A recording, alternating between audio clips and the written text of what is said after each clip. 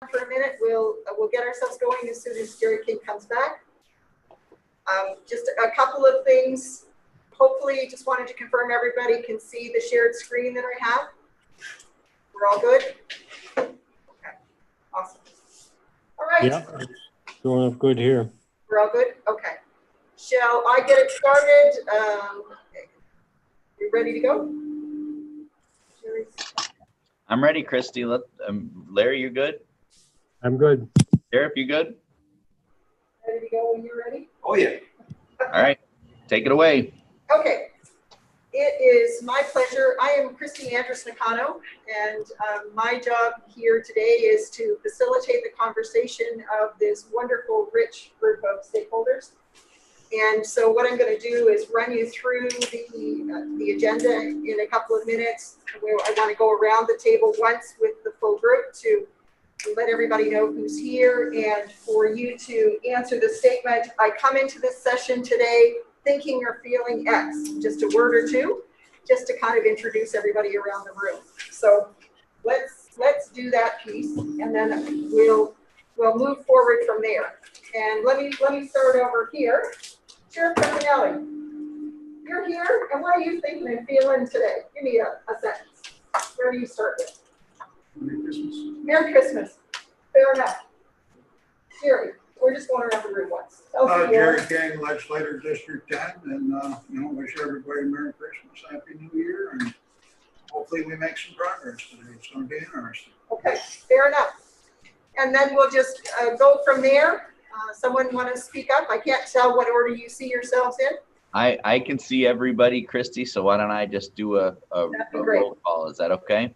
Thank you. So I'm Ryan Pichet, County Manager. I'm feeling festive and optimistic that everybody's in the same place today. So Larry, go ahead.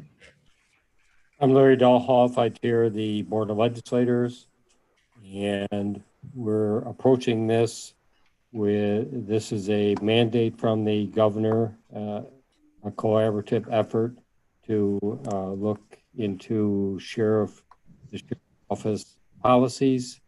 We don't think that there's anything wrong there, and our expectation is to use this as an opportunity to ensure that the policies and procedures at the sheriff's office are current, and perhaps it will give us some insight on how that department functions go through this process.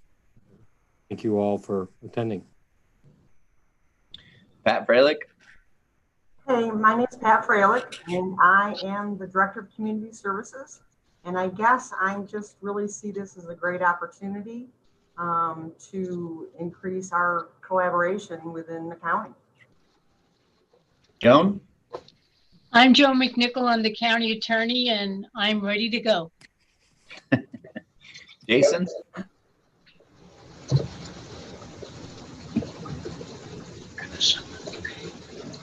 Undersheriff, if you're on still. All right, Mark Lemieux.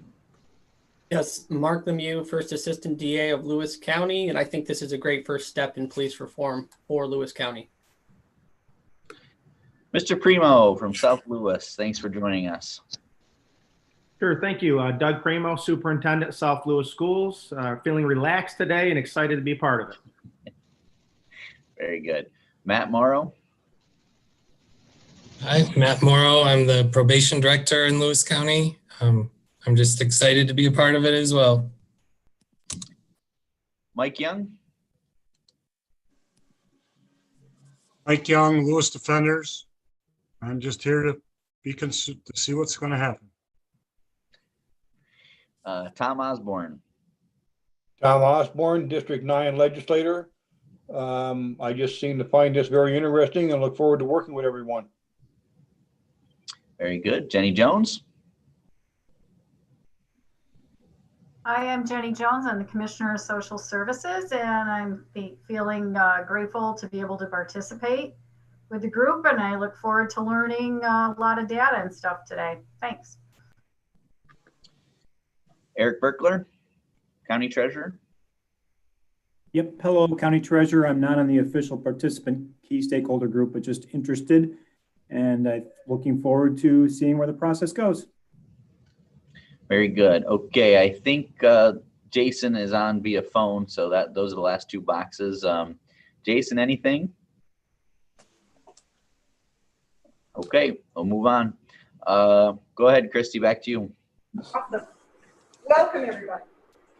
It is an absolute pleasure, and especially at this time of the year, for everybody to carve out a chunk of time. I'm most appreciative of it. Let me run through where we're focusing today, just so you know where we're going. The whole intent of our working together is about really looking at promoting public safety, improving community engagement, and fostering trust amongst people in our county, looking really at people understanding better what are the policing policies, capitalizing on where things are working great, and really looking at what needs modernizing. And then really looking at what are the pieces where the objectivity, the way in which the policing happens now is good, and for people to understand what that looks like. And then also to be able to say from a county perspective, and certainly we have stakeholders from the county involved, to make sure that the liabilities associated with the work are the things that people know are the liabilities, and to minimize anything that doesn't have to be there. So that's where the focus of where we're going today. The process is the proposal, and this will develop through the group, is that we meet a few times. And the first meeting today is to confirm what are the particular things that we're going to focus in on as the county. And part of that is really understanding from the sheriff's perspective where things are working now and what's good and where are the challenge or opportunity areas. And we're going to start with that. And then we want to talk a little bit about what might be the key areas from the perspective of this full group of stakeholders to be able to say, what are the things that could make us even better than we're already at? In the subsequent meetings and between meeting 1 and meeting 2, then we'll generate information, and that is my hope, to be able to have people to sort of understand where the lie of the land is now. And then for us in meeting 2 to have some discussion about then what does that mean? Where are the partnership opportunities? Where can we support one another in more and more ways to grow? And what might be some of the success measures in terms of if there are changes to be made, what might we look at as some of the markers of sort of moving forward? Out of those meetings then will come some kind of a draft plan for some discussion. And then for the group to decide how do we want to engage the public so that the public has a chance to say, here's where we focus, here's what we're proposing, any insights or thoughts from you as a group. And so that, while this checks the boxes of meeting the state mandate, what's more important in my perspective is that it's an opportunity for this group of people to be able to partner together, to have some intelligent and respectful conversations to say, these are the great things happening. Here's where we've got some growth. We've got some alignment that those make sense in terms of priority growth.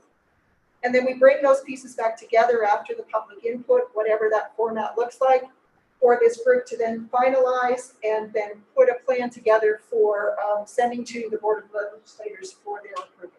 That's the hope. Okay? So you can see the tone that I'm taking with this as a facilitator is not about bashing anybody. It's not about moving into those disrespectful places of blame that don't get people anywhere. It's about saying, what are we doing right and where can we grow?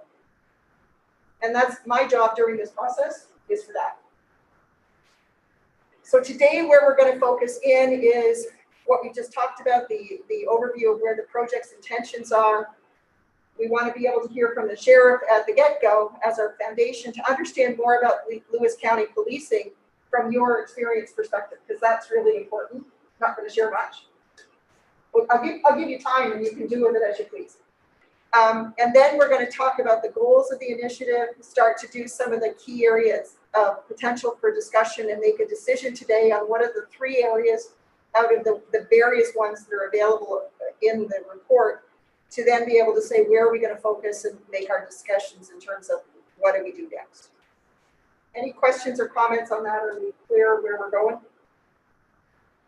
Okay. And because I can't see most of your faces, which is a challenge for a facilitator, especially one like me, please feel free to speak up as we're going through. If you've got something to say, I will make openings, but I really depend on you as sharing your point of view or your questions as they come up, both in the room and otherwise. Okay? All right. So, Sheriff, I want to turn it to you. I put a map of the county up there, our huge area. That is us, and want to turn it to you, and whatever you want to share with us, the space is yours. Kind of 15 to 20 minutes if you want it, however much of that you want to use to tell us and help us understand from your perspective about policing. I really don't have much to say. I'm very interested with the people, what all of you have to say, because I, as a law enforcement person for over 33 years, I know what I think about it, but I guess what this is showing us here is that we don't know what the people are thinking. So Hey, Sheriff, can you guys speak up a little bit? It's hard for the Zoom people to hear. Sorry, Sheriff. So I'm very interested to see what everybody else thinks. So I'm going to reserve my until I learn what everybody else has to say. Okay. So can you give us any sense at this point, because I think one of the things that would help us is, you know, I'm sure your officers are busy. I'm sure there are pain points for you in terms of what you want to do versus what you can do. Can you tell us anything about some of those pieces, just to kind of give us the flavor of what it's like? Because it's not like Rochester, and it's not like Boston. And tell us what it's like to do rural policing these days. I really can't. I don't have much to say. I'm sorry. I'd like to see what everybody else has to say first, and what their thinking is as to what we do. Because that's what this is about. If I ask the public, I see pretty much so. So I'm just interested in myself. I can't speak for all of the individual person. We know as police officers, but the public doesn't know, and that's understandable. So right. So that's but I have nothing more to say. Okay. Okay. So what I hear from you is that if this process is about understanding what people want and need from the police, that's your launch pad to be able to say, well, if this is what you're looking for, here's what we do around that. So would you rather go from a question place for folks, or like in this, you want to use that 15 minutes or so to sort of get those things, have people ask questions? Would that be better? Sure. If they truly want to ask questions, certainly. That's my understanding what this is about, is listening to what the public has to say and what the listeners. So I'm here to listen. Awesome. Okay. So let's thank you. That's a generous way for you to be able to put it for us. So why don't I turn it back to folks here? And Jerry, I'm not trying to ignore you. My vision's going that way, but please feel free to speak out. I'm happy. You're good? Okay. Thank you. So what kinds of things would you like to know about as key stakeholders? And that's, you can see that the representative group has people from different facets who have different interactions or particular needs in terms of policing. Why don't we have 2 or 3 questions that people want, and let's turn those back to the sheriff to help us understand from the public's perspective. So, Christy, if I could, it's Joan McNichol. I think maybe I could help us pose some questions here. I know as the county attorney that every police department and certainly our sheriff's department, they have a set of policies and procedures that they follow. And I know that the sheriff has all of any new members of his department review all those policies and procedures. And those include use of force, how to deal with the public, how to approach somebody at an arrest or on a call. And so I would like to perhaps, let the public know that our sheriff's department does in fact have a very good set of policies and procedures that are followed, so that the public should know that there is something in place, and they should feel very safe that in Lewis County that there are procedures in place that I believe our deputies follow. Thoughts on that one, Sheriff? Those kinds of things when There's people outside our room inevitably vacuuming as we're now trying to talk. Thoughts on those kind of things. So when new officers come in, are there sets of policies and procedures to help them understand how to protect the fire? There is a set of policy procedures that is strongly based on New York State Department of Criminal Justice, which is run by the governor's office. Excuse me, I'm just going to interrupt this for 1 minute.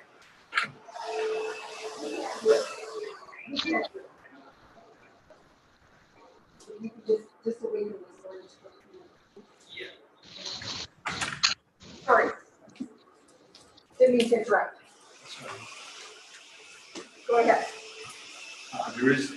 Our policy procedures come from strong guidance we have to adhere to by New York State Department of Criminal Justice, which is run by the governor's office. So the policies that you have kind of mirror what's required there. Is that how that works? Absolutely. Joan, does that get at the kinds of things that you're looking for? Or are we looking for different kinds of details? Does that give you a sense? Well, I know the details. I'm sure the sheriff knows the details, but I think, you know, in terms of our community, it's important for them to know that there are those details and there are those steps that are followed by local police.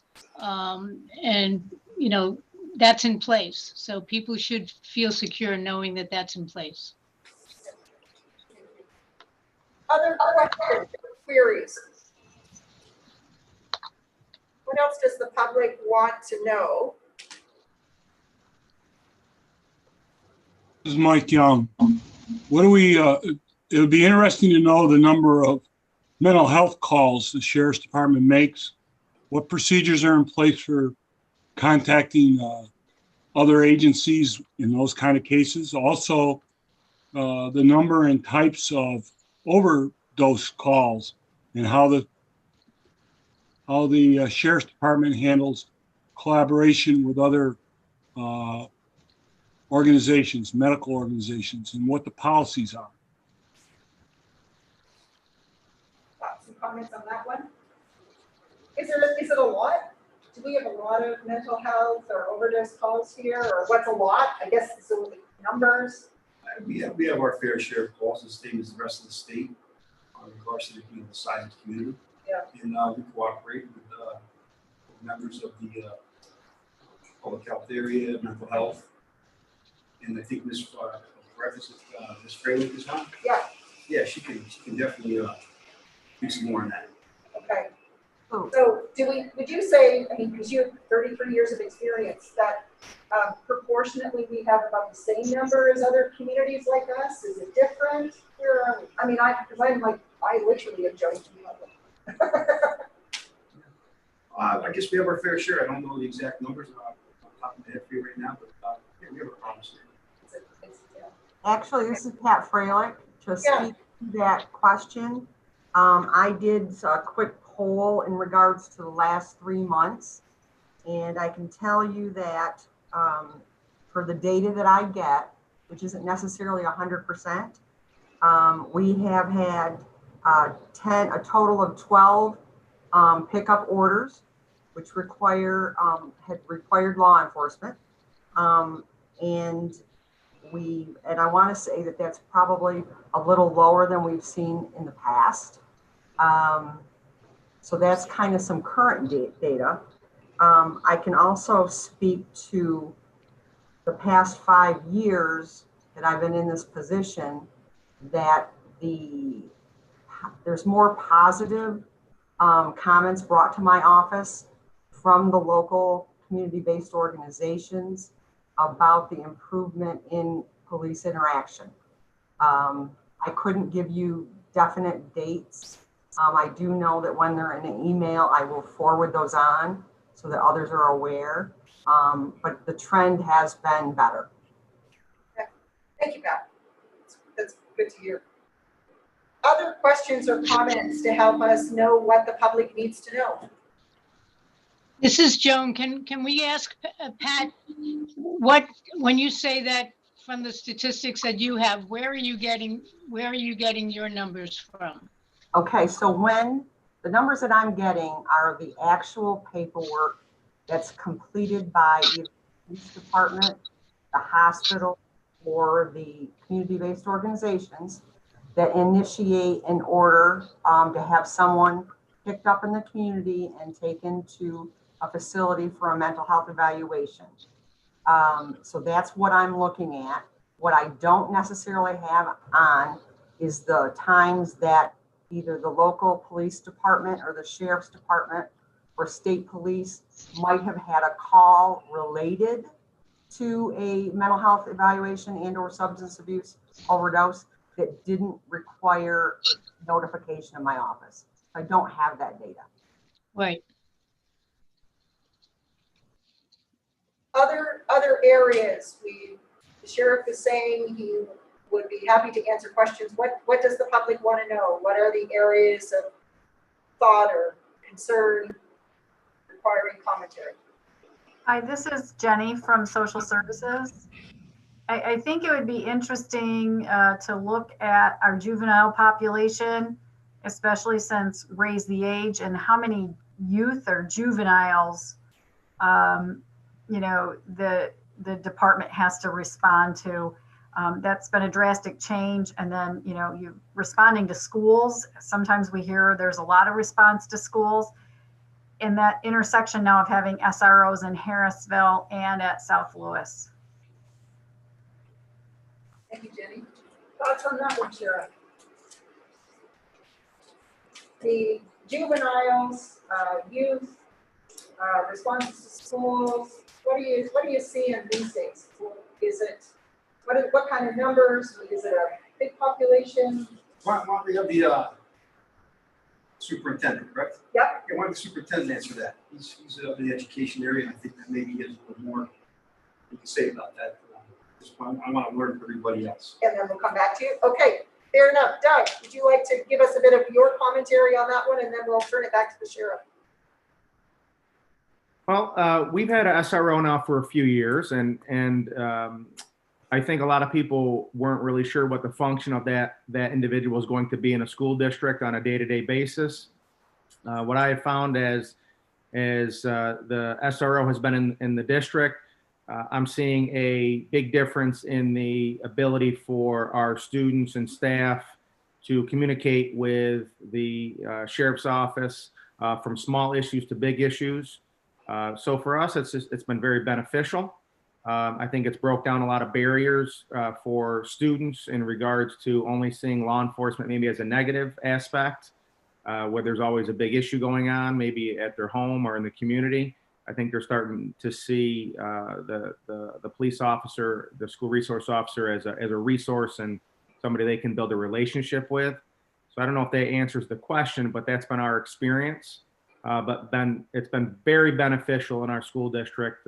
It's great to have somebody right there, again, for issues small and large that we deal with, from the big issues, which may be things of, a big mental health issue. It could be a theft issue. It could be a drug issue. Again, those are fewer and far between, but they're also there just sometimes to help out on the much smaller level. Anything from your perspective, does your thoughts about it align with what Doug is seeing in St. Louis, or is it different? Because I know it's a big county, so is it the same across the county around schools and youth and police? From what I see in here, I would say yes. I mean, we have 2 resource officers for the entire community. So, right. Yes, ma'am. And what about not inside of schools with people who are considered to be juveniles? Is it what's that like? Is it a big demand on your department, or? So far, it's not. Man, we have pretty much a beautiful community. We're lucky. We're blessed with most of our people we have here, how they act towards each other. So. Yeah, not so much of an issue then. No, ma'am. Awesome. Okay, that's good. And I think thank you all so far where we are, and we'll take another couple of questions. We've got time for that. But I think this is part of it, and the tone that you're all taking, I really appreciate, which is let's talk about what works, as well as what are the opportunities for things to grow or become better than they currently are. So I appreciate where you're already going. Other questions or comments as representatives in your areas, and of the public in general, what other kinds of things do we want to know and understand about the Sheriff's Department? So I'll jump in. This is Larry for a second. And a few questions I would have for the sheriff would be your standard operating procedures. When is the last time that they were updated? Secondly, how much training per year do the officers get with firearm discharges or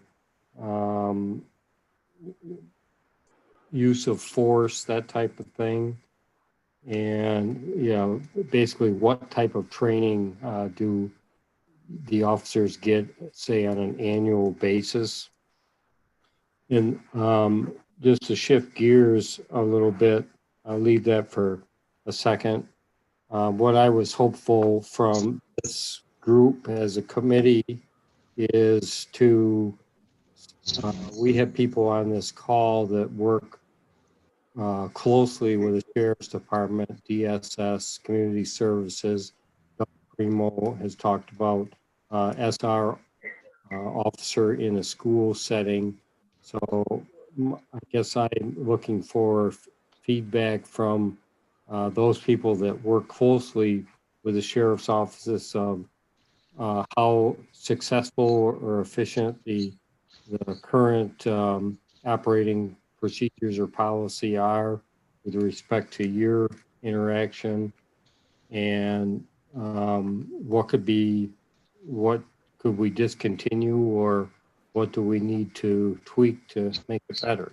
So I guess too many questions at one time. So I'll kick it back to the sheriff with the questions that I had for him. So if I get those ones, thank you, Larry. What I heard out of there was training for the officers, a couple of specific things, wondering about firearm discharge, use of force kinds of practices. What is their annual training? Is there a process for that? And then other types of training on an annual basis. Is there a system for that, and what does that look like? There is, and I'd just like some clarification on when the legislator asked about firearm discharge. What do you mean by firearm discharge, sir? Do you mean, does it occur regularly? Does it occur every year? Does it occur monthly? What are you speaking about when you say firearm discharge?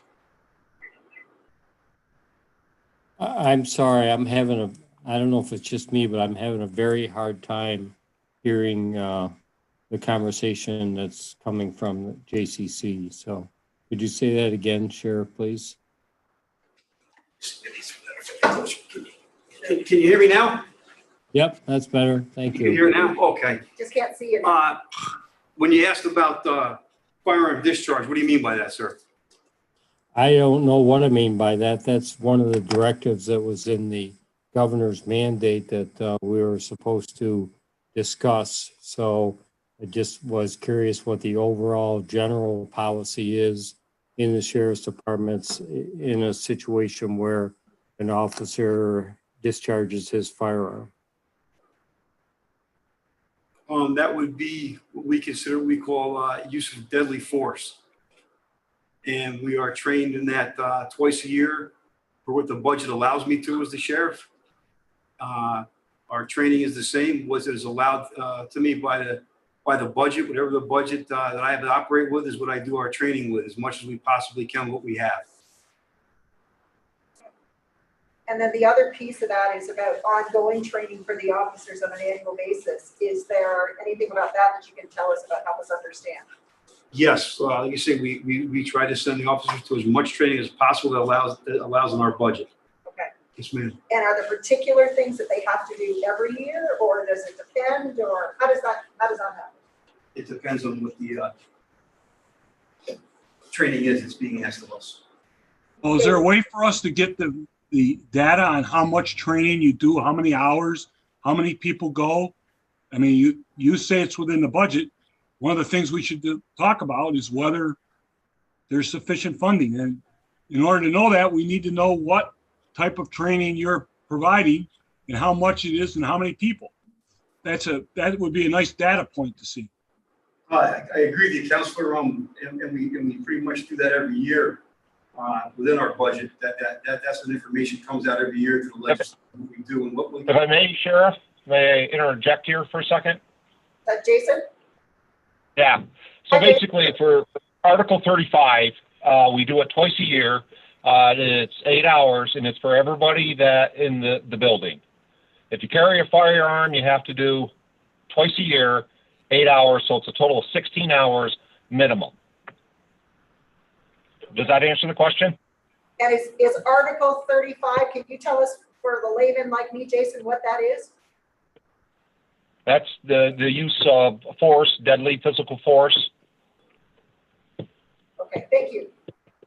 I'm assuming that's not the only training you get in a year. That's what I'm asking. I'm talking about total training. I'm not being specific just to deadly force. Right. Well, the rest of the training it's all what's offered.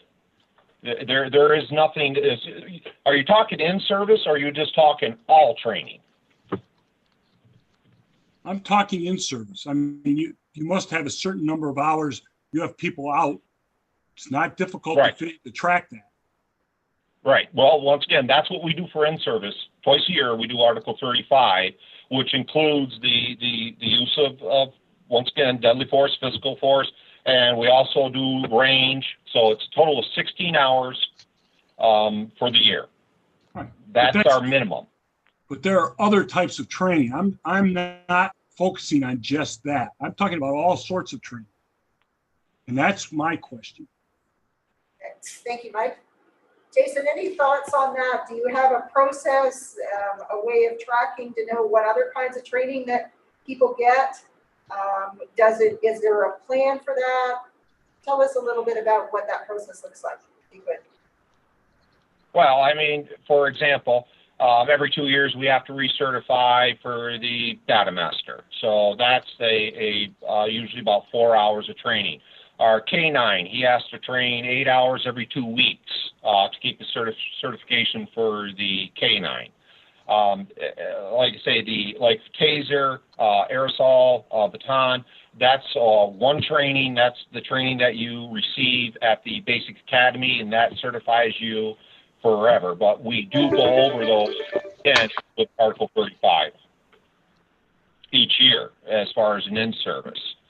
So depending on the person and what they're carrying and stuff, it can be broke down to individuals, but it also could be broke down to the different departments. Corrections requires a little bit more training than what the road patrol requires. Dispatch has its own training that they have to go over.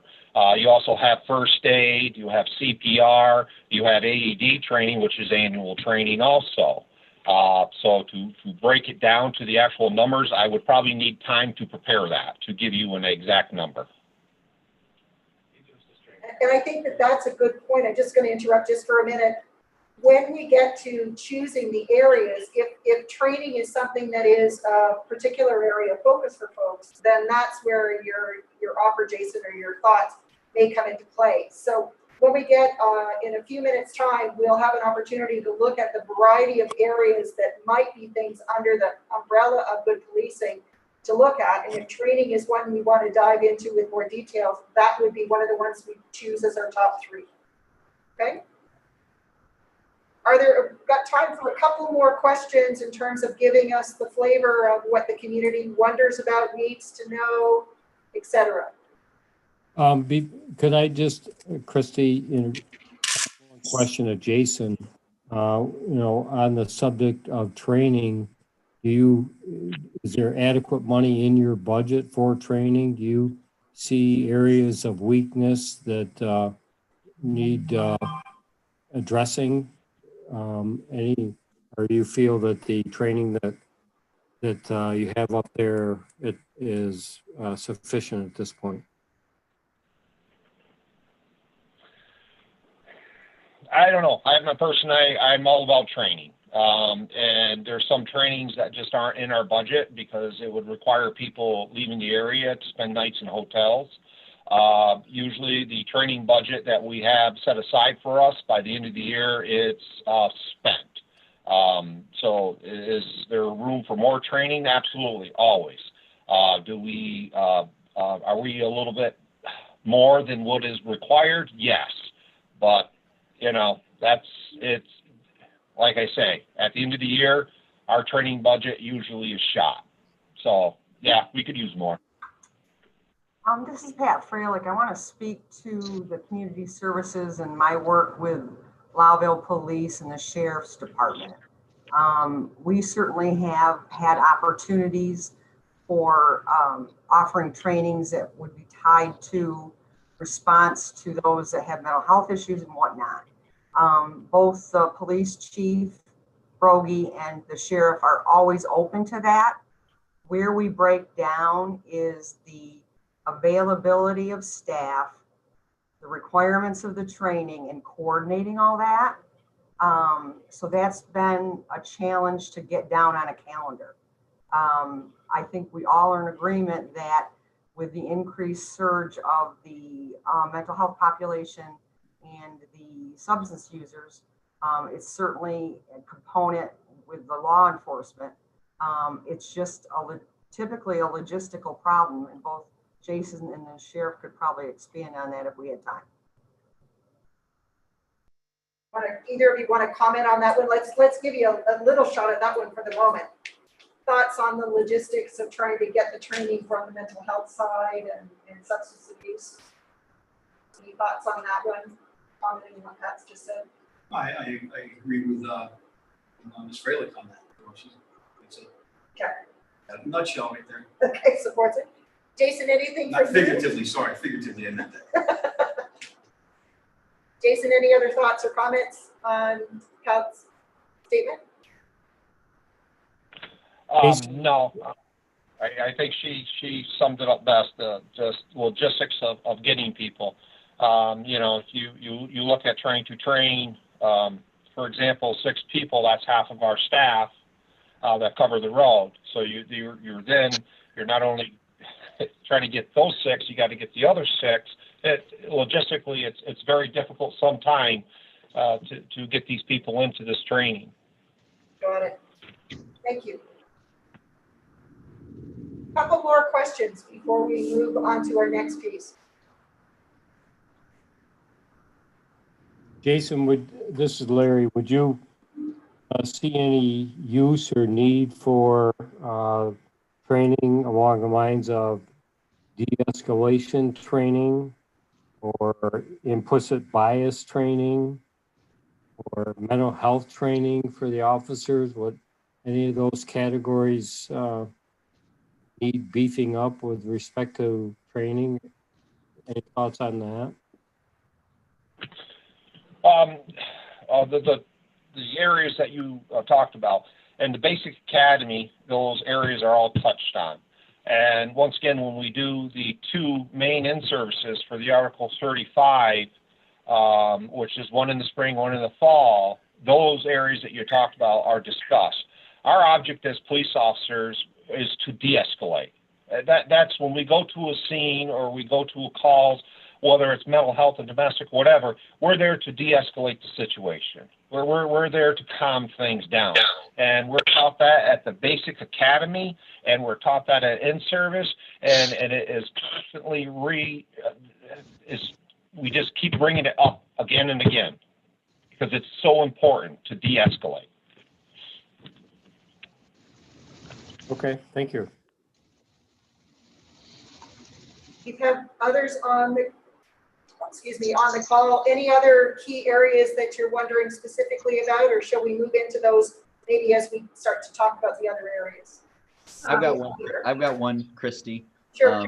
When I was reading through the manual from New York State, there's one area that popped out to me that I don't think we've ever talked about, which is what type of resources do we provide to deputies and our other first responders that may, be seeing things that, the average person doesn't want to see. Crime scenes, car accidents, those can be traumatizing events. Do we have resources for those folks? We have our basic,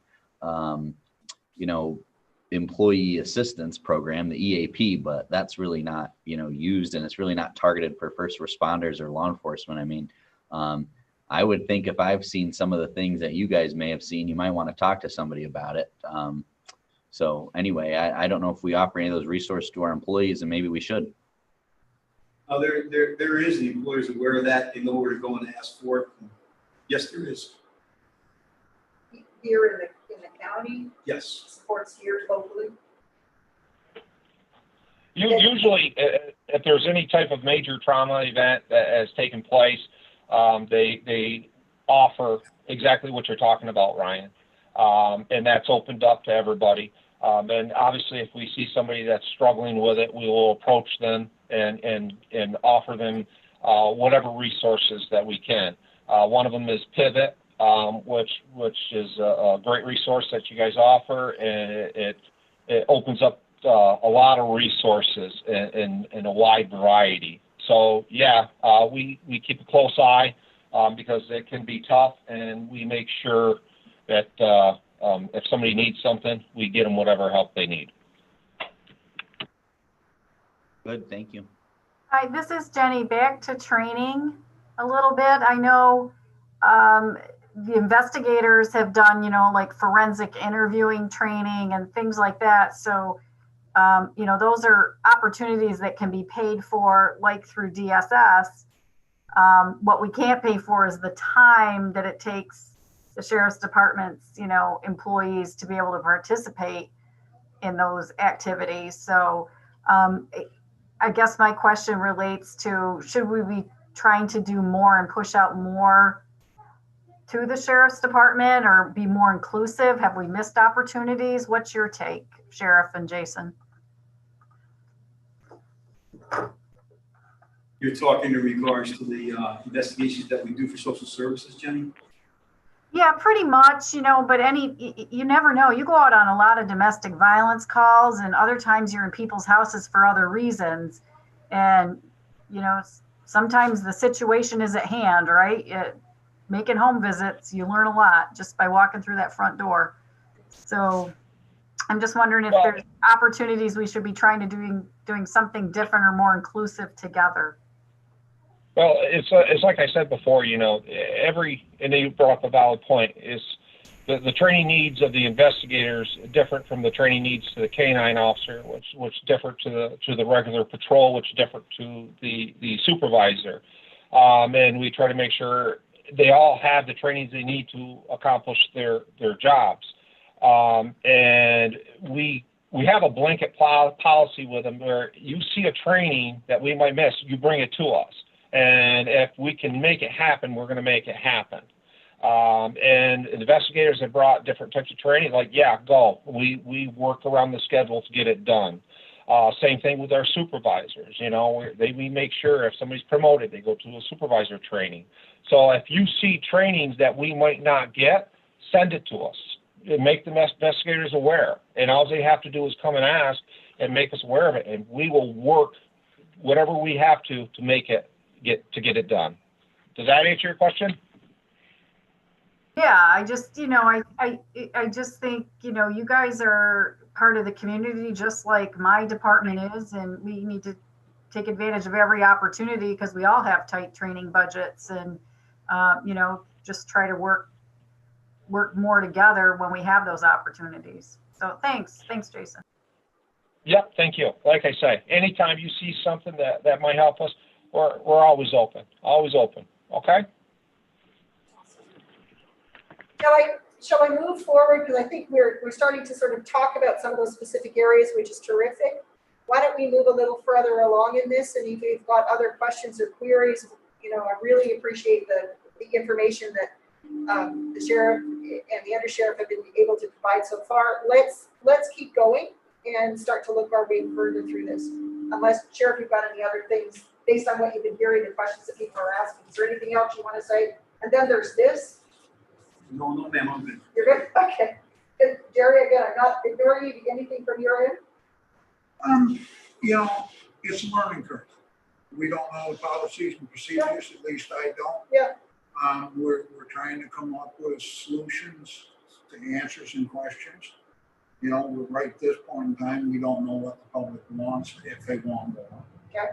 I mean, I think somewhere's down the line, potentially after you get the information, we'll have to look at the policies and see if it's the right thing to change them or add to them that improve it, or whether the majority of people feel they're there. So, I mean, it's been really an interesting learning curve. There was a lot of questions asked, which I think I would like to find answers and solutions if possible. My guess is all these things we brought up today and then some. It may take us longer than this meeting to solve the problem. Sure. It's just like education. You know, if there's certain things for education, yeah, we try to run a tight budget and this and that. But if it's going to improve the person's job that's out there doing, whether it's public health, whoever it is, my feeling is, and and I'm speaking for me, not everybody else, because we don't know what the opinion is of the taxpayers. Right.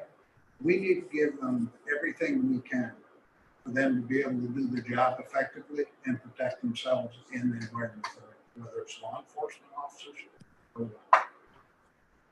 So the message out of that, just because people might not have heard you, is that providing training resources, your personal opinion is that if it's going to make people more effective and safer, it's something we should strongly consider. Try to make it happen. Yeah. And if the consensus is, well, we're adequate the way we're doing it, then maybe worry about trying to accomplish something else. So right now it's sitting here listening. There's a lot of information coming in, a lot of great questions.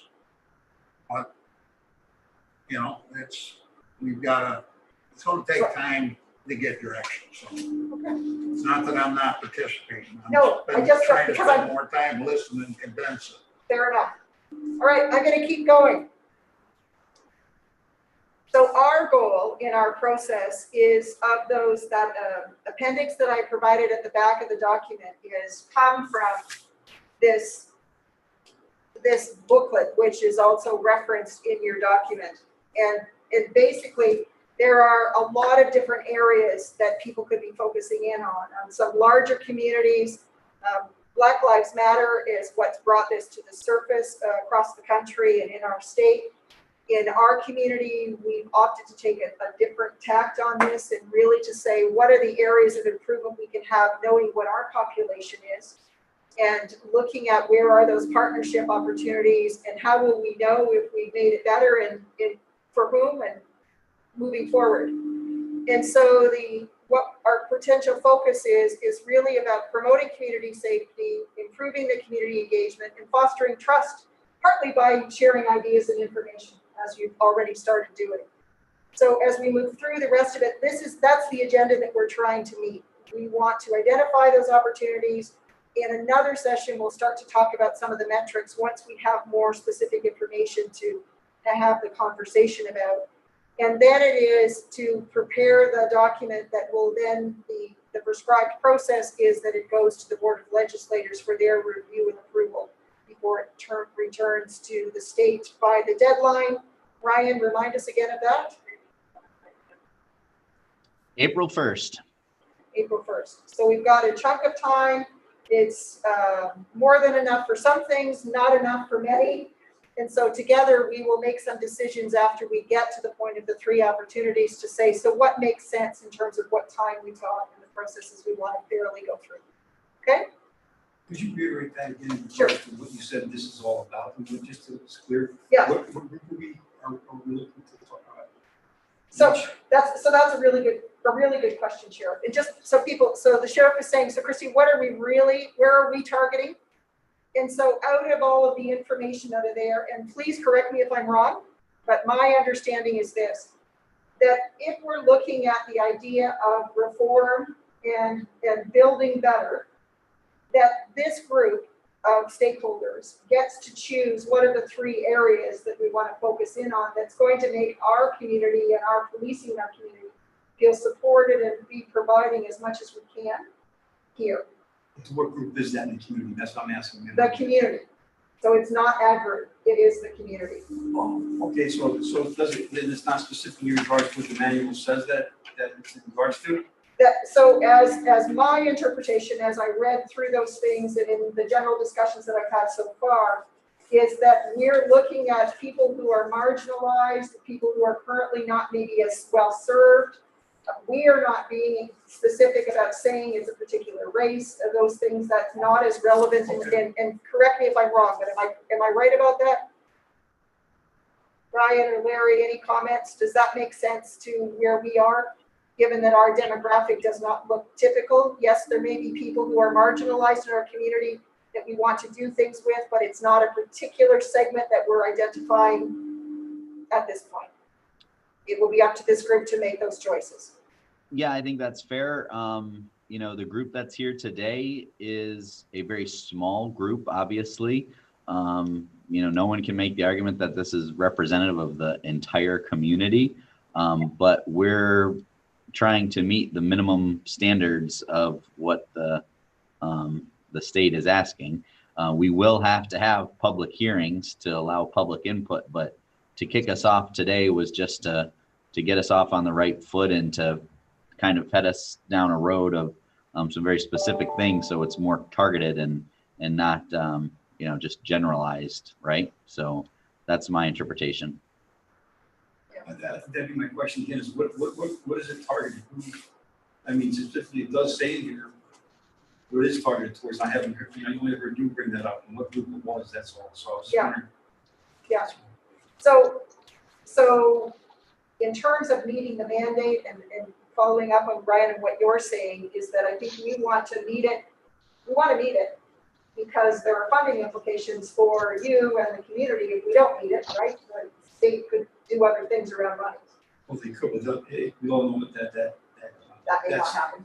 Well, if that's not going to happen, we also know that's unconstitutional. They don't have the ability to do that. Okay. Well, back to my question is what particular, again, you said, what is the reason that brought this reform and the reinvention, and that's mentioned here? What particular group are we looking to reach? In our community? No, I mean with this.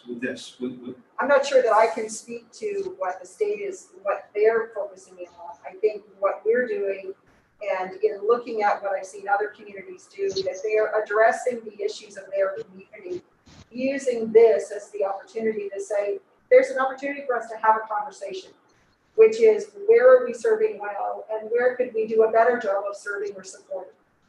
And I think that that's the angle. So rather than it being a particular community that Christy's targeting or that the legislators are targeting, it's really, as this group, what are the things that we need to understand better to be able to be providing a level of support that promotes community safety for everyone, that promotes community engagement from everyone, and that fosters trust on both sides. I think what I'm trying to figure this out is it says it's a message from the governor is that many communities all across the country, including issues concerning their police departments, the millions of people who gathered in protest, even in the midst of a public health crisis, made that clear. The situation is unsustainable for all. I just want to ask the panel: I haven't seen in our community where we've had millions of people gather in regards to a protest here in the community of Lewis County. And I just like to give you some feedback on that as to where we're headed down this reform here. Does that make sense to the question I'm asking?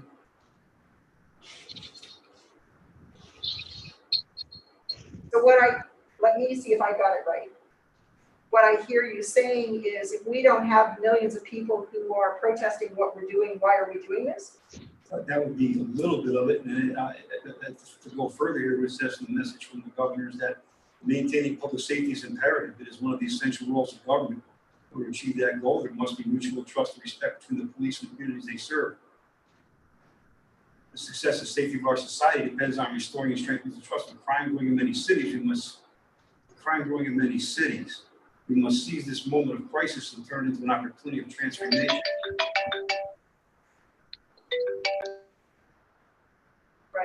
Right. And so what's your question or comment related to that then, Sheriff?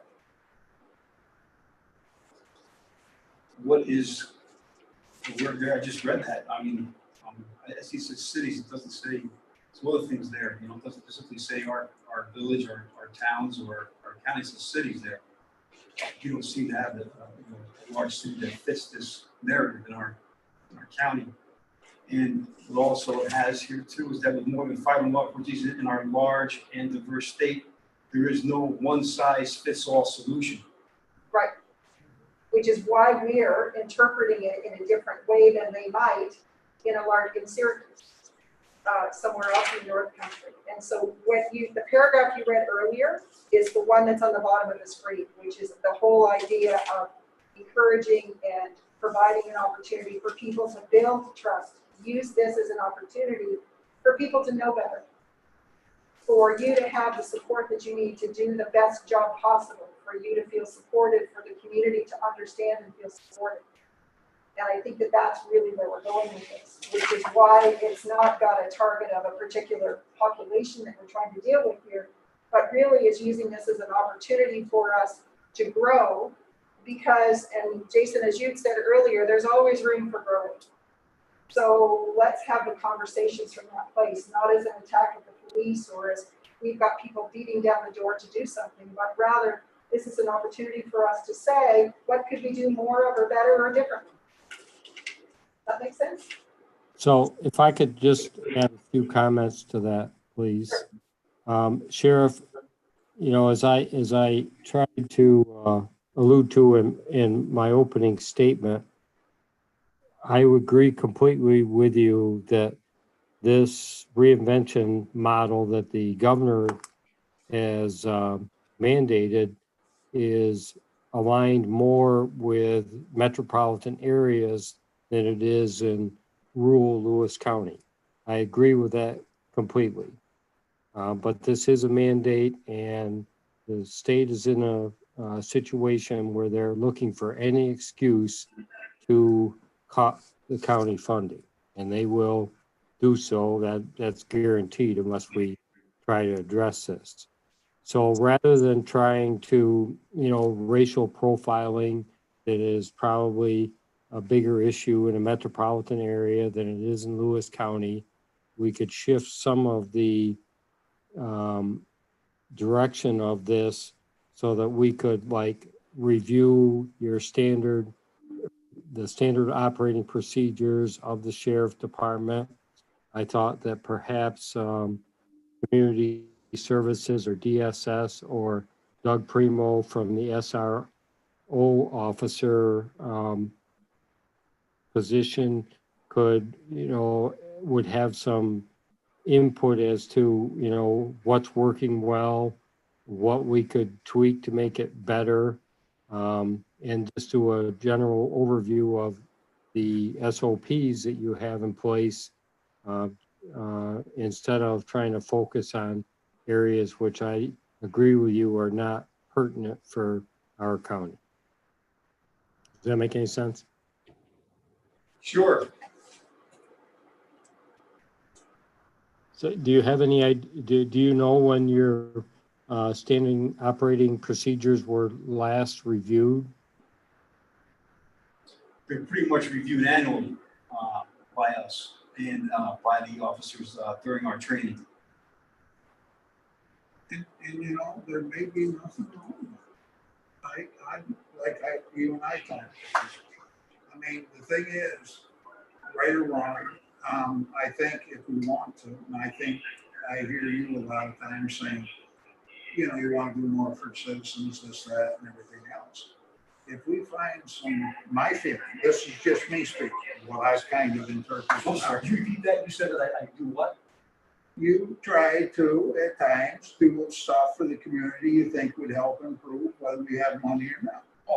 That's everybody's goal, and it's ours too. But this gives us a chance to kind of chisel down, have a discussion with the public, and some of the stuff we come up with, the public may say, hell no, we don't want to pay anymore. So we don't know, but where we're good, it gives us a chance to improve even more, you know, like the RSOs.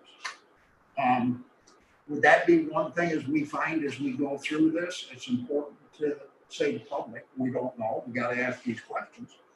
But if we end up where all the schools have RSOs because of what a couple schools that took the initiative to start with are finding what it does for their kids and stuff. So these discussions I don't think is really to take us one direction or the other or to trash anything. And we can't, like Larry said and you said, we can't follow what the big counties do in this and that. We're Lewis County. But if we look at Lewis County and we have intentions, we can maybe make some improvements out of this. That's all I think we're trying to do. Not rewrite the book, this, that, and everything else. And, you know, as we go through the policies, and I'm not saying wrong, right, or wrong, until you see them, you don't have any questions. But when we see them, maybe the public accepts them just the way they are. We have that chance. If I could just read one more thing from the things that the governor has on here, what we're supposed to do, where it says the key questions and insights for consideration. I just want to make some clarification here from everybody else. From what I understand, is the purpose of the New York State Police Reform and Reinvention Collaborative is to foster trust, fairness, and legitimacy within the communities throughout our state. I think that's fantastic. And also it says to address any racial bias and disproportionate policing of communities of color. Right. So they're attaching the part where it says to foster trust, fairness, and legitimacy. They're attaching to this the address of any racial bias and disproportionate policing of communities of color. So it's all together. So no matter, you can't do one without the other. Am I wrong with that? Saying that, ma'am? With trying to meet the governor's criteria? I don't know that I should be, I don't know that I could give you my opinion, but it's just that. Let me turn back to. Let me ask the county manager. Am I correct in saying that, sir? We can't do really one without the other, correct, sir?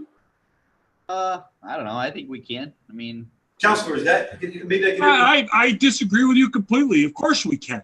They know that we don't have those areas we don't have communities of color, but that doesn't mean we can't look at other things. I mean, we don't. That's not what I'm saying, Counselor. What I'm saying is that to you, sir, and you said, I mean, we have to do both here, correct? I disagree with you. I think we could do one without the other. I don't think we have to do both.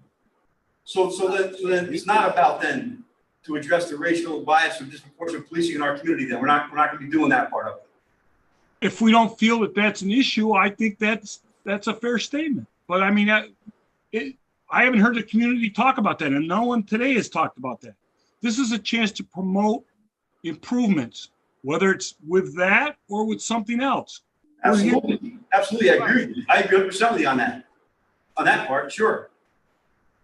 I'm looking at page 2, Sheriff, the 6 bullets there. That's what, to me, the collaborative process should review the needs of the community served by its police agency and evaluate the department's current policies and practices. 2, establish policies that allow police to effectively and safely perform their duties. 3, involve the entire community in the discussion. 4, develop policy recommendations resulting from this review. 5, offer a plan for public comment. 6, present the plan to a legislative body to ratify it. 7, certify the plan by April 1. I mean, that doesn't say anything about, to me, that's the goals that I think we should shoot for, is just those 7 bullets. If we can accomplish that, then we'll have met the mandate. Good. I don't think we have to overthink this. I love that. Okay. Shall we move forward? Yes? You're ready? Okay. Here we go. Would you like a 5-minute break? I'm good. We're good? Anybody? Okay. If you need to do your thing, anybody speak up now or I'm going to keep going. Keep okay. going. Here we go. Keep going. All right. So where we are and what was in your agenda is we took the materials in that package that both the sheriff and Ryan were just referencing, and we put them under 3 clusters. One of the clusters is about policing standards and partnership strategies. Another's about public accountability. And the third one I can't see on my screen. I can look at it. No, I can't see it. And the third area, let me just get this out of the way for just a minute.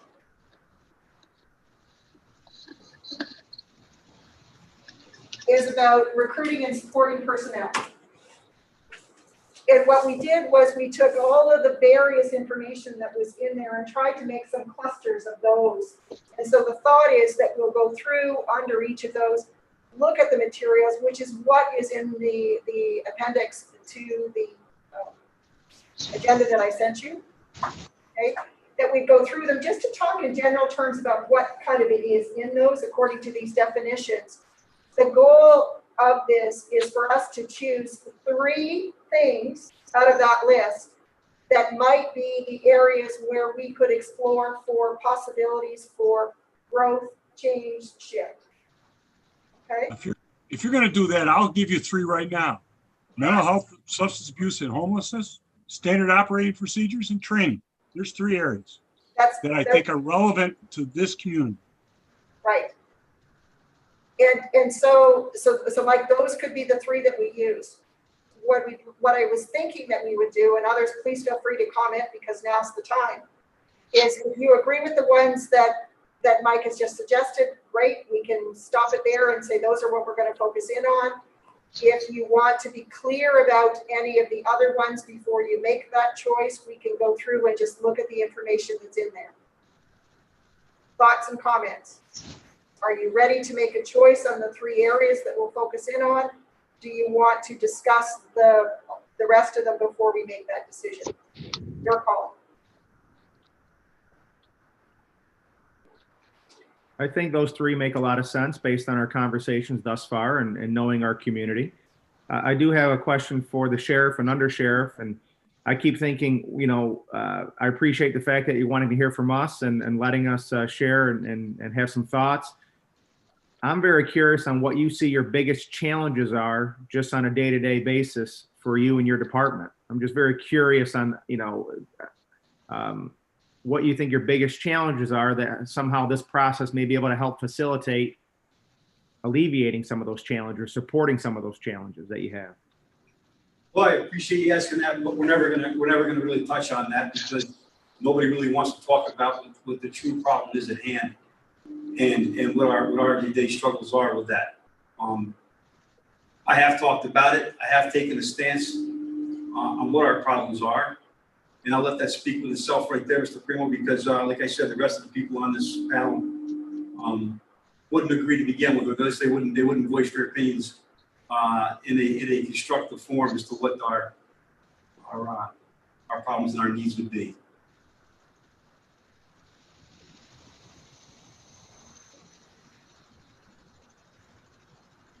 So can I take from that then that whatever this group chooses are the ones that is going to be productive for you in some way, or because I am not privy to what your priorities are. And so what I hear you saying is everybody else knows what they are. They're not interested in addressing those, so I'm not going to bring them up again. Did I get that right? Close to it. Okay. So if that... I for one, am not sure what that is, Sheriff. Mike, and I'm not going to involve our discussion on this open forum because you and I both know, Mike, but some of you just aren't willing to speak up and say the truth of what it is. So that's where I'm going with that, Mike. You know what I'm talking about. Honestly, I don't, Sheriff. No, you do. You do. There's none of you have the courage to say it, though. That's the problem. Christy, this is Eric, if you don't mind. Yeah. And I guess I would address this comment to the sheriff too. I don't know what your department's challenges are. I've only been in my position for a year, but I honestly don't know that yet. I think Doug Primo asked a great question. And I bet he's looking for an answer so it can, inform what the rest of this discussion's all about. And I'm going to guess there's others. I think Mike just commented, and Pat Freilich. Do you know what the sheriff's department's greatest challenges are? I think it's a great topic. Eric, it is, but like I said, again, as soon as I mention what it is, you're pretty much going to shut down, all of you will, because this is all about what the problem is. We wouldn't be here if we didn't have that problem, and we know that. But Sheriff, again, this I can just. Sorry, Eric, go ahead. Yeah, no, I think, Sheriff, this process is probably not about the politics of the challenges of your department and maybe getting legislators to realize that, but it certainly could maybe benefit some of the communication on that. Sure, and I just communicated it. And it's not just to do with the legislators, it's a far bigger picture than that. Like you see already, you don't see it. And if you don't see it, I can't make you see it. I'm not trying to make anybody see something they don't want to see. So this is Pat Freilich. Let me maybe help put a different view on this. So yes, I think that there's many motivations and whatnot going on behind the scenes. I can tell you or speak to the challenges of running or being in charge of a law enforcement agency or division, and then working with that and then taking it to a more collaborative approach. Historically, when I've worked for the Department of Correction as a civilian employee, and I can tell you that there has historically been a significant barrier in regards to the mission of a correctional facility, right or wrong, and incorporating external or human services organizations. There has to be a lot of work behind that, a lot of communication. There's certainly historically been, opportunities or events where, the civilian employee has violated the rules and laws of that division. However, that being said, in order for anything that comes out today to be effective or whatnot, everybody's going to have to admit that there is these biases and or biases or thoughts about what it is each is supposed to do. So when I've worked with other human services organizations and there's been a resistance or a tension on the side of the community-based staff persons because they feel law enforcement is too harsh and or law enforcement feels that everybody's got their heart on the sleeve, you have to spend a lot of time trying to bridge that. And it really does come to a foundation where there's a better understanding of what each world is responsible for. So I think that that's historically what I found my experience having been. I don't think anyone denies that there isn't an opportunity for improvement on both sides. Comment, thoughts on Ms. Ehrlich's statement? No. Anyone else? Any commentary there? Yeah, I wish I could answer Mr. Primo's form, but I can't answer in this form. Sorry. But I'd be glad to answer that question with you, sir, another time. Sheriff, am I assuming your issue is your funding? No, sir. No, nothing to do with my funding. No, sir. I mean, that's some of that. That's not what we're here for. I'm here to do the funding. What I understand we're here for is that, well, you guys are here for it. I technically don't have to be. If you read everything, and the county manager knows this as well. You're here for it because if you don't do something for the governor, that you won't get any funding. That's the risk of it. It really doesn't have it doesn't have to do with what they care about the people in the community. This is about if you don't do something, you're not going to get the funding. If they really cared, you wouldn't have the threat of not getting funded with that. They would just ask you to do it, and we'd be more than willing, more happy to do that. Absolutely, anytime, which we do every day, by the way, every month, every year in police departments. We always try to improve for the community. And I, as a sheriff of a county, talk with people every single day throughout the community. I am put up through the political process of being elected or not elected every year by the people of the county, along with the other 62 sheriffs from the state of New York.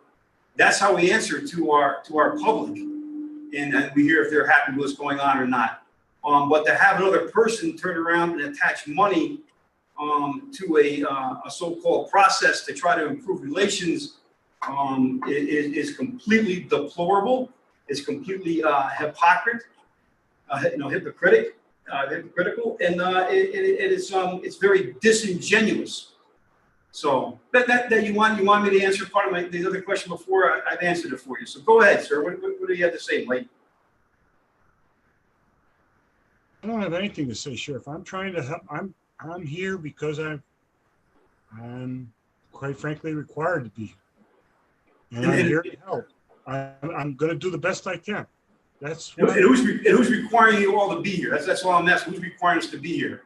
well, it's part of it. It's a state mandate. You know that. Oh, okay, it's a state mandate. That's what I'm saying. So, it would be nice if the people, the community, came and required us to be here to hear the real, genuine feelings of how the community felt, and I know that they weren't given that opportunity by their state government to be able to, or by their county government to have a public forum.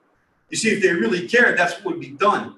So, like I said, I'll go back again to say what I said a minute ago. As the sheriff of the county, 365 days a year, 24/7.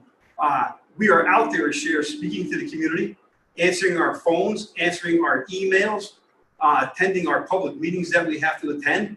And I think that gives a pretty good temperature of where we need to be and how we're serving our community. If anybody has anything to say to that, I would love to hear that response now. Thank you. Well, I'll respond to that, Sheriff, in that, you know, I've said twice now that with respect to the Board of Legislators, the mission here is to satisfy the governor's mandate to the minimum possible, but it was also to try to help promote the communication gap and that exists between the Sheriff's Department and the executive branch, so to speak, and help us to understand a little better the, you know, the function and the inside operation of your department.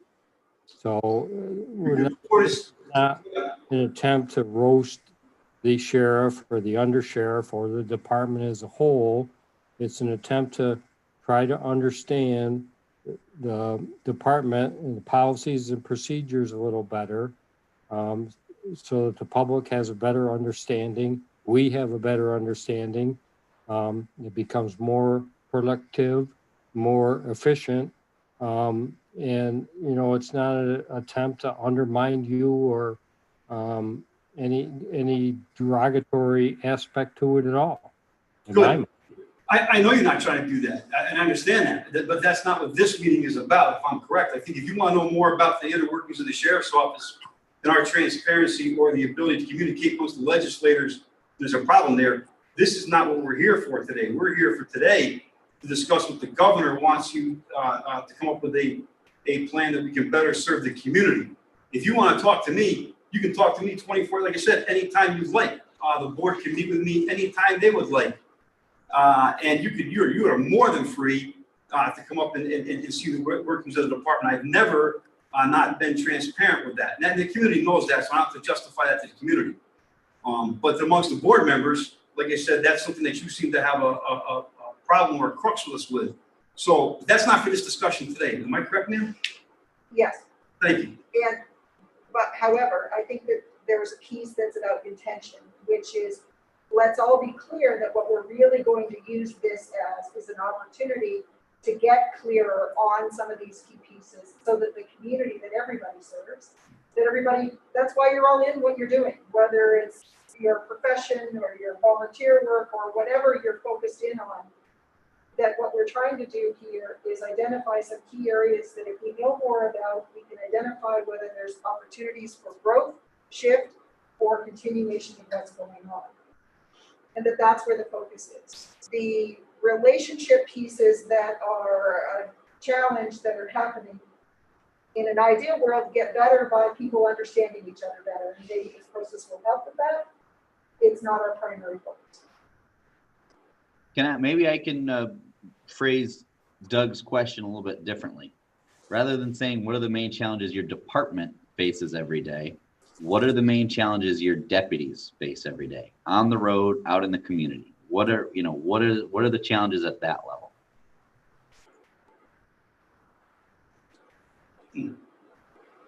Once again,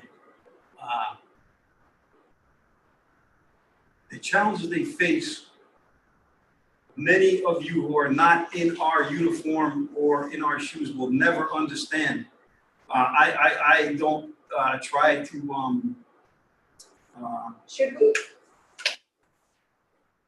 I mean, if the public is asking, Yeah. should we understand enough to, without all of the details, because policing is its own animal, I get that. Yes. But are there things that if we understood better, we would have context to go, well, that's why this policy has to work like this, right? Like, where's the balance between education and things you don't need to know?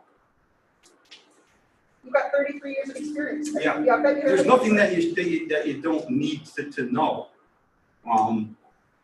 It's can you understand what we do and why our actions that cause us to do the things that we do as officers? No, you can't, and you never will. That's when only a certain few people become police officers, right. Such as only certain people become doctors, lawyers, sure. Things like that. Right. So no, people, that won't occur. You can watch television shows, you can listen to us speak, but you'll never understand what we go through. That will never occur, and you shouldn't. There's no reason for you to. What has happened through the years, even since I've been a police officer, and I've seen as I've grown, which is no different than officers that came before me in the late 1800s into the 1900s and now into the year 2000s, is that unfortunately, when a certain political ideology, when a certain group of people aren't happy with the outcome of the actions that they did, dictates the actions that the police took, they're not happy with that. And then they in turn attempt to change everything to fit what had been the outcome they wanted. And that's not the way that society works. So that's the best I can put it to you. Okay. So what I take from what you're saying is there's no point in us asking questions about what the officers do from the intention to understand better what their work is so that we can say, so what are the challenges and how can we help? You can't answer that because... I can't, because you know why? It's disingenuous from everybody, because you really don't. If people understood us, they would let us do the job the way that it's meant to be done, instead of trying to change it for everybody's either social or political agenda. So we don't go by the morality part of the job, we go by the people's social or political agenda, not by the morality part of the job and what it is. Okay, so the motivations that people have asking the questions, those are disingenuous? They are. I don't mean it in a bad way. I don't that's how I feel it. Yeah, no, I know that's how it feels, because you don't know what we do, and you just won't. Sheriff, we're okay with that. Sheriff, yeah, we're not ignorant. We're not ignorant. My son's a cop. I can listen, and you can tell me what's going on. I can listen and learn. You can talk to me and teach. Don't tell me I will never understand. I'll tell you that. That is disrespectful, sir. I'm sorry. I understand you don't like the process. We're here trying to help. We're not here taking shots at you. We want to work with you. Don't tell me I can't understand. Mike, I can. No, Sheriff, you're being disrespectful to me and everybody else in this camp. No, sir, I'm not. Yes, you are. But you see, Mike, at this point, sir, I'll rebut that with you. You're being disrespectful. You're raising your voice. You're being adversarial. I'm trying to tell you right from my heart where I'm coming from. And yeah, I'm aware your son's a police officer. I worked with him. But just because you have a son, and same as my wife, my children, my parents, you don't understand that, sir, until you walk a mile in our shoes. You never will. Just like I don't want to take away from any combat veteran that I know what he went through. I would be very remiss and disrespectful if I thought that. But I'm not being disrespectful to you, sir. You just asked a question, you all did, and I just gave you my insight on it, and you seem to be upset with that. I'm sorry that you are. Okay, I'm going to stop time. Let's revisit where we're trying to go with this. Yeah. And I believe that people are well intentioned in the questions that they're asking. And if our goal is to seek first to understand, there will be things that people ask questions about that it would be helpful to have some kind of practical answer. Philosophy is good. Everyone's moral compass is their moral compass. However, there is some work that we need to do. And so let's move forward with some of that work. What I'm hearing is there isn't going to be an answer to Doug's question. Is that fair? At this time right now, yes, ma'am. Okay. Are there other things? Can I move forward so what was on the table before this discussion was there was a suggestion that we look at some topics that there were some that seemed to be coming up earlier in what we were talking about. One was focusing in on the area of mental health, substance abuse, and homelessness, mental health and substance use in particular, looking at standard operating procedures, and then looking at the training. The question that was out there was, are you all okay with that? Do we want to look at any of the others of these before we make that decision? Our goal today is to make the decision on what are the areas and what are some of the focuses of those areas so that we can prepare the right kinds of things for our next discussion. So the question is, yep. I'm gonna say from my point of view, I think those what's been identified really fit Lewis County, and I'm satisfied with those points. Okay. Thank you, Joan. Other comments? I agree as well. Right. Can you give the three again, Christy or Mike? I didn't write it down. Okay, Mike, do you want to give them again? Because I want to make sure I'm not putting words in your mouth. Mental health, substance abuse, and homelessness. Letter B under policing standards. C would be standard operating procedures, also under policing standards. And under recruiting and support personnel, B, training.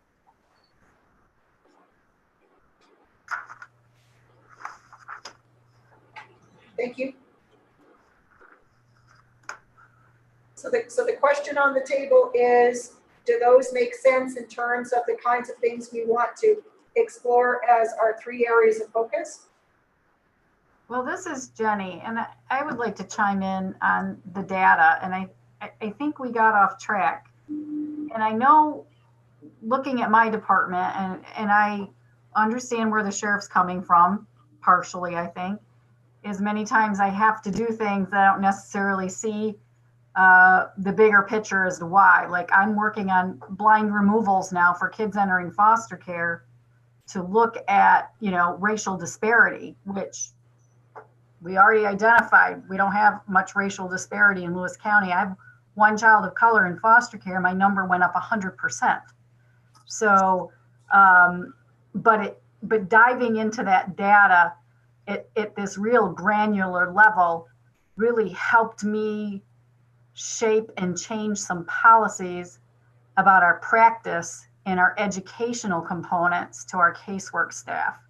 So I want to go back to like data collection and thinking, as the sheriff keeps saying, we can't understand what he does. And I agree with that. I don't go out and make those calls. How can we use that data to then focus to the training and education that the officers need? Just my 2 cents. I think sometimes if we don't have the data, we just function under our assumption of what is in our community. And that's why I asked those questions about juveniles and others earlier, is to try to better understand where is the bulk of the day for our deputies and the entirety of the sheriff department spent. What is those frustration points where we can't seem to find answers and we're always knocking our head on the wall? So that's just my 2 cents. Thank you, Yeah, I agree with Jenny. I think, what we're hearing a little bit is that clearly, not everybody here is speaking the same language.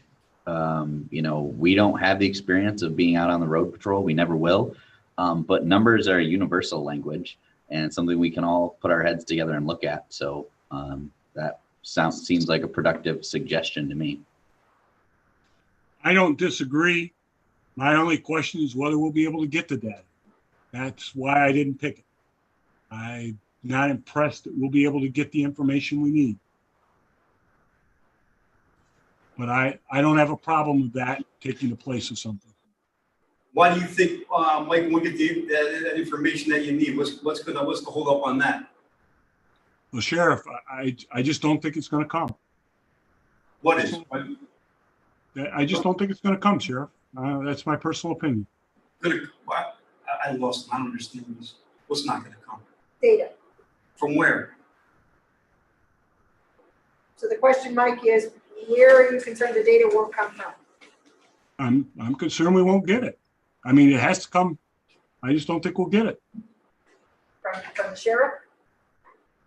From various sources. I'll give you every bit of data that we have to help the situation. That's what we're here for. You know, we're here to try to cooperate and get you any data that you need. We're more than glad to give you any data that we have. Okay, that's awesome. So it sounds like then that data could be another consideration and that it could be available. You're quite willing to do that. Not a problem. So what we've got on the table at the moment is mental health, substance abuse, and homelessness, standard operating procedures, data collection and usage, and training. Our goal and target was to choose 3 in terms of our time frame and making this reasonable and doable. That was the arbitrary number that we chose. Are there other thoughts or comments on others or any of those that you would like to sort of weight or prioritize? This is Jason. Just out of curiosity, Mike, when you said like homelessness, is there something more to that as far as, because in all the years I worked here, I've met people passing through the county that may have been homeless, and it was just a simple referral if they needed a place to stay to give social services a call. But it never was like a real big issue in the county as far as people being homeless. I didn't know if there's something more there. I'm reading the topic. Yeah. That's one of the 3 objects in the topic. All right? Okay. That's all. And okay. From my experience, I sit on a board that deals with homelessness. So it can be an issue at times. So Mike, you sit in the board of homelessness, then you could get us numbers. Then would be a big help, right, sir? Right. And I guess that's what I would throw back at you is are you looking at from us as far as data, like how many homeless people we come across from, or what would we do if we came across somebody homeless, or like both of those areas? Folks, I'm looking at a topic. I didn't get specific. I was looking at a topic. Just for clarification, so I'm glad you're asking the questions.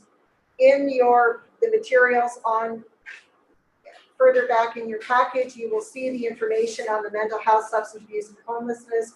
There's a couple of examples in there of the kinds of things they were talking about. It had to do with things like partnerships. Do you want police, if you look at Part B on the screen, do you want the police to be responding?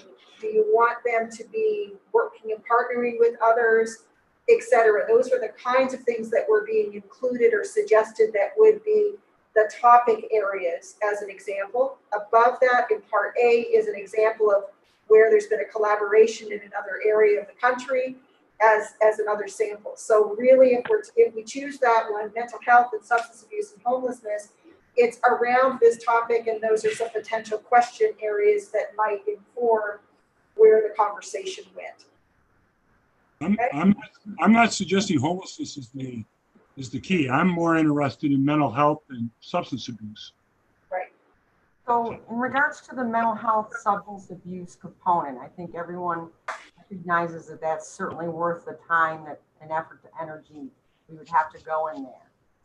To date, and the sheriff can determine whether I'm interpreting things correctly, much of what we do in regards to law enforcement and the mental health substance use kind of varies. A lot of times it has to do with the situation at hand.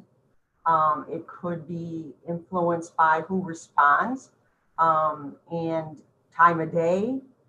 There's a lot of components that go into a response. In regards to concrete policies and procedures, or standing operating procedures, I would imagine, I know that all the community-based organizations have that. I've never seen the ones at the Sheriff's Department, but I can also tell you that there's also probably an informal process that happens within the community that the stakeholders would know. So like say, for example, something happens that's unusual. We share our personal phone numbers, cell numbers, and we reach out after hours or whatnot. So I guess going forward, in addition to what's been identified here, my recommendation would also be that to be efficient and effective, you would have to also involve the medical community, the hospital health system, as well as representatives from the O agencies, without getting definitive. That would just be my recommendation. And then I think that could also tie back into the training aspect that we focused on today. Sheriff, do you have any change or difference in what I just spit out there? Let me see. If I try to understand what I've read for the past 3 months, what I've heard in regards to mental health and how things have worked out in other states across the country that have attempted to put this type of report into play and use it, is that I'll break it down to, let me start. I'll break it down for you in simple layman's terms so we can understand it. So a 911 call, because people call 911, they don't call public health, mental health, hospital. They call 911. 911 is attached to the law enforcement component of society. It's also attached to the EMS network in the fire department. So when that call comes in for a person that has a mental situation going on, it either could be violent, it could be disorientation of being lost, not know where their surroundings are. For the most part, that's what it is most of the time. Would most of the panel agree at this point right now as I discuss it? Does that make sense to people? Yeah, I think the simple questions on letter B are the type of, those are easy jumping off points. Do we want police respond mental health calls? If we do, what type of training should they have? I mean, those are kind of simple things. The overdose, substance abuse calls, I mean, that's an area that we could get into pretty easily. And if we need to provide more support to first responders, then we can do that in terms of training or materials that they might need. And conversely, if they don't feel comfortable responding to those types of calls, then what other places should be responding? I'm gonna stop you all just there for a minute, just to clarify. What we need to do today is not to dive into these, but to understand them well enough to sort of say, if we're going to dive into these in our next conversations, which ones do we want to focus in on? So let me just revisit for a minute, if you'll indulge me. Let me go back a page. So there was one about use of force. I haven't heard that on anyone's agenda at this point. I'm going to keep going unless somebody stops me. All right. There was another one under the standards and partnerships that was about mental health. And so some of those points, as Ryan was just indicating, might be the discussion points are in part B. And this is also in your own materials, folks. I've just taken it from there. Another was a suggestion that we talk about standard operating procedures in part B. If this one has some suggested potential areas, it doesn't mean that they all need to be included, but those were examples of SOPs that might be things that we could discuss and understand better at the very least. The public accountability and the data collection piece of there, and it was talking about how to understand and use the information for the point of developing policies, making decisions about allocations, adding, shifting, understanding. And so that's what the data collection was suggested as a topic area.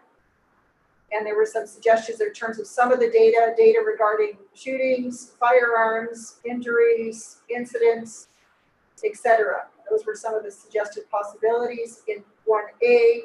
there were what kinds of situations, where did the 911 calls that you were starting to tell us a little bit about, what are those, what's the data around that, so that we understand better in terms of what's out there and the uses of that. As Jenny has said, that sometimes there may be things that we haven't considered, and the data helps drive the direction of where we go next.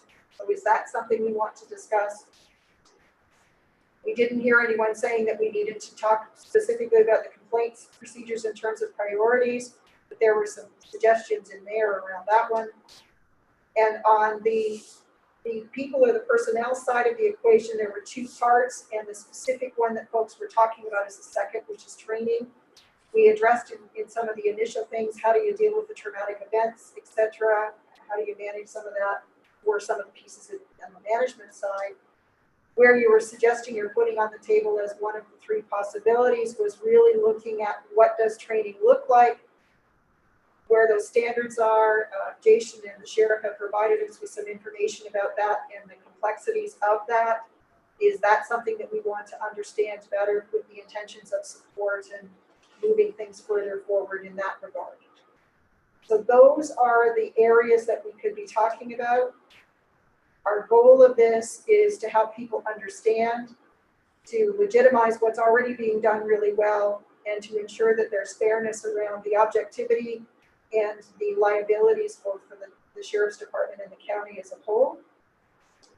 So our question is, of these ones, which three do we want to work on? What's so far on the table is focusing on the standing operating procedures, focusing in on mental health and substance abuse, so on the homelessness piece, looking at data collection and looking at training. We've got about 10 more minutes to discuss and then decide on the top three of those from the point of what is really going to be most meaningful in terms of growth moving forward.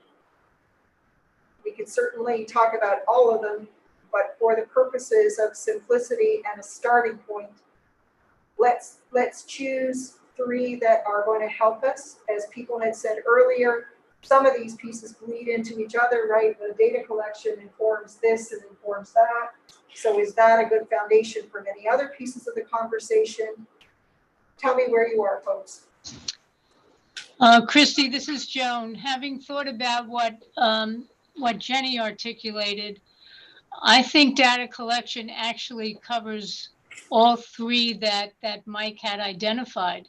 And I think that data collection perhaps is something that we look at under each one of those other three, or certainly under B and the mental health, substance abuse, and homelessness and standard operating procedures, because the data may help us understand those and determine, what, if any other kind of training needs to be done, or that the training is there. So I think the data really encompasses all of them. Thank you, Joan. Other thoughts and comments from folks? I agree with Joan. We can use the data as a jumping off point for any one of the areas that you pick. So I'm good with Mike's suggestion.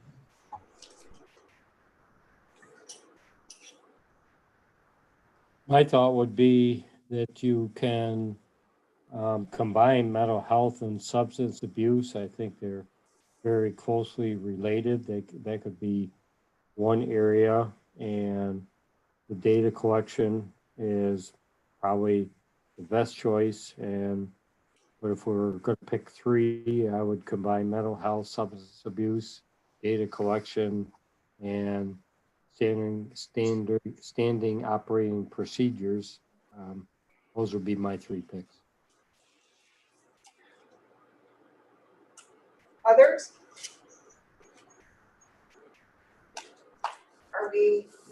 Are people moving towards standard operating procedures, mental health, substance abuse, and homelessness, and data collection as your priorities, and moving training, while it's important, further down or off the top three?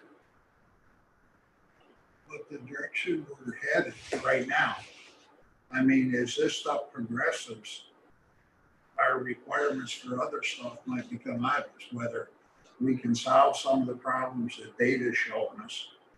How bad the substance abuse is, data helps, even though we talk about it. But we also, at that point in time, you may transition to say, well, one of the ways we can solve it is training. So I think all that stuff's in the mix as we progress along, even though we're picking 3 to, because we could shift anywhere depending on what we find in that, say, mental health and substance abuse. So can I take from what you're saying, Jerry, that if we focused in on 3 things and use data as our way to understand them better, that we don't do data collection as a separate piece, or that we look at data collection and then see how it affects other things? You know, I like data because the thing is, it's there. I mean, it's, if you collect everything that happened, you could interpret that to get an understanding, whichever way it is. It's a lot easier if I have a bunch of data in front of me and there's something controversial and say, you know, I think people are going to come out, well, taxpayers. If it says we need to do this, I'm willing to have a discussion with them or send me home if I was wrong. But that drives a lot of our decision and helps us make good decisions. Without that, it's just how much we can put out to each other in the process. If I could just interject on that, that's where again I see a confliction amongst the data when it's brought to certain organizations, and the data tells you just what's there, and it is, and that's what they ask for. When they see the data, there's a problem with it.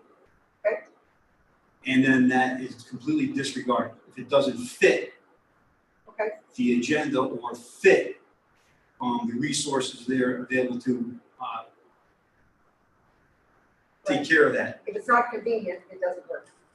If it's not, doesn't fit the same narrative, doesn't fit the same budget constraints, doesn't fit the same ideology, then you take all that data, you might as well send it to the moon.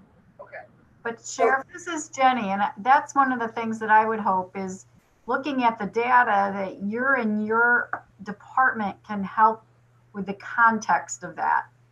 Like, you know, you get one arrest, and that doesn't explain to me all the other work that goes in for that to have happened, and all the training and all, you know, the vehicles and everything else. So I would certainly be incredibly reliant upon you to contextualize that for the rest of us so that we better understand it.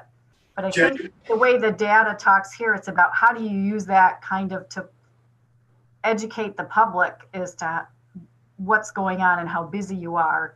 And, you know, as substance abuse goes up, your calls go up. As substance abuse goes up, domestic violence goes up.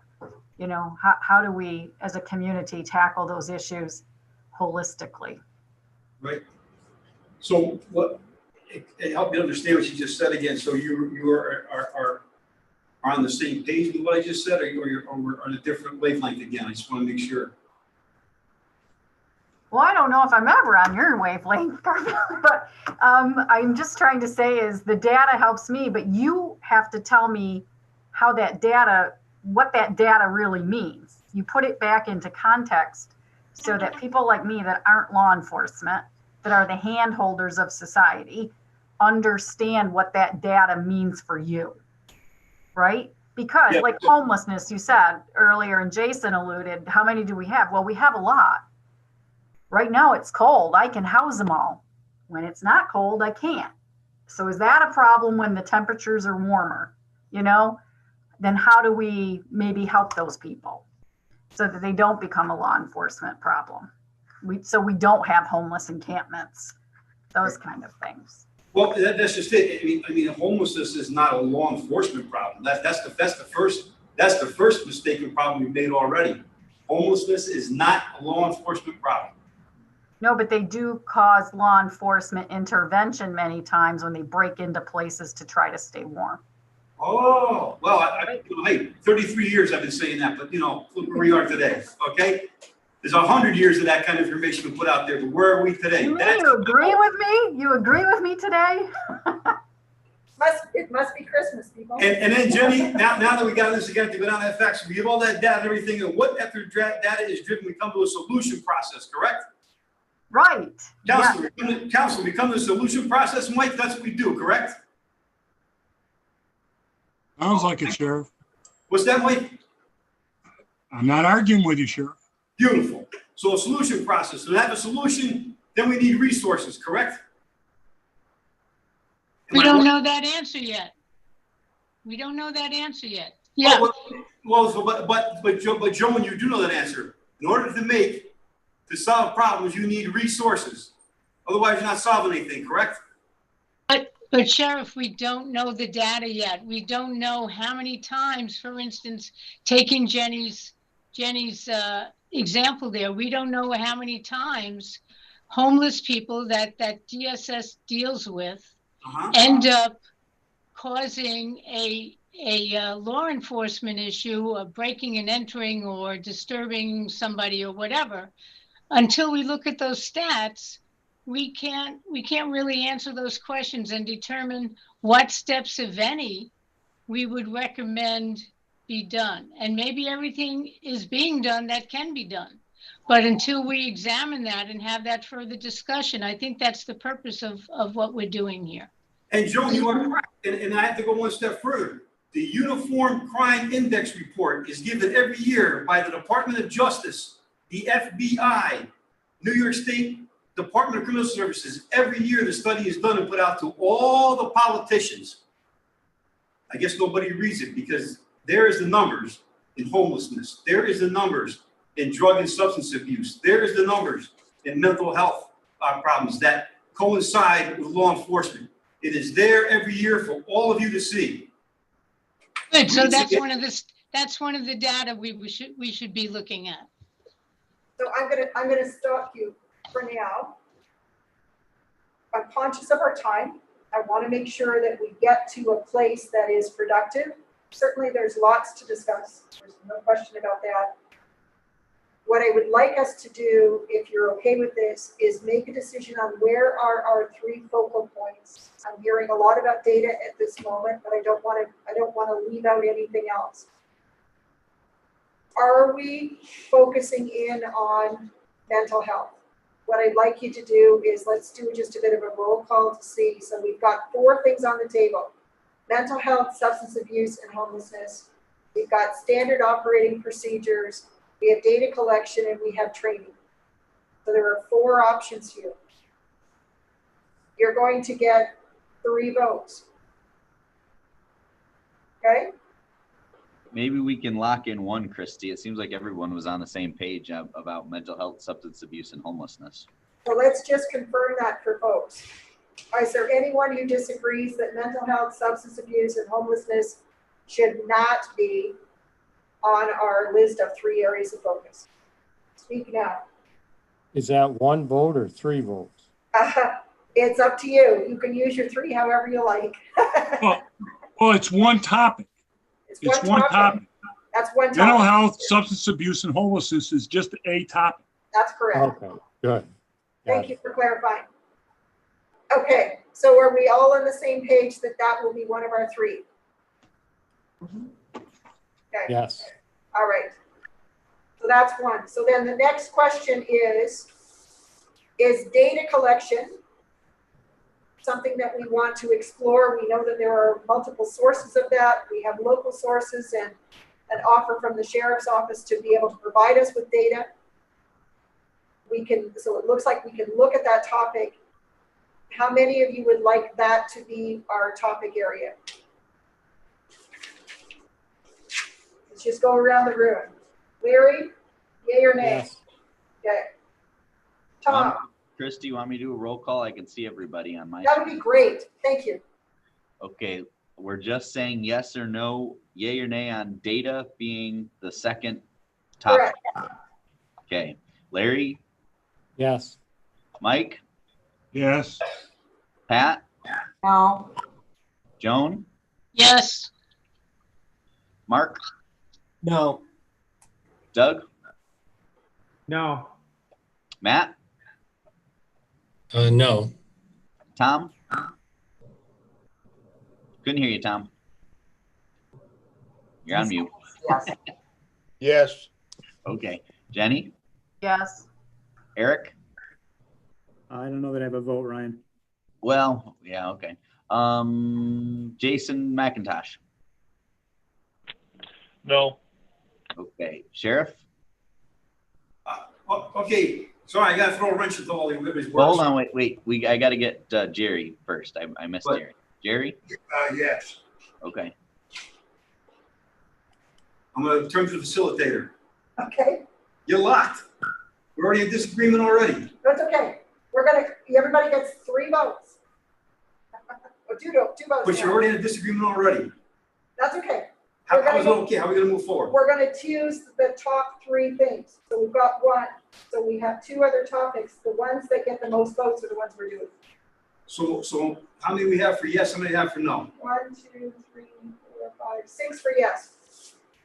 What's our total vote? 13, I believe.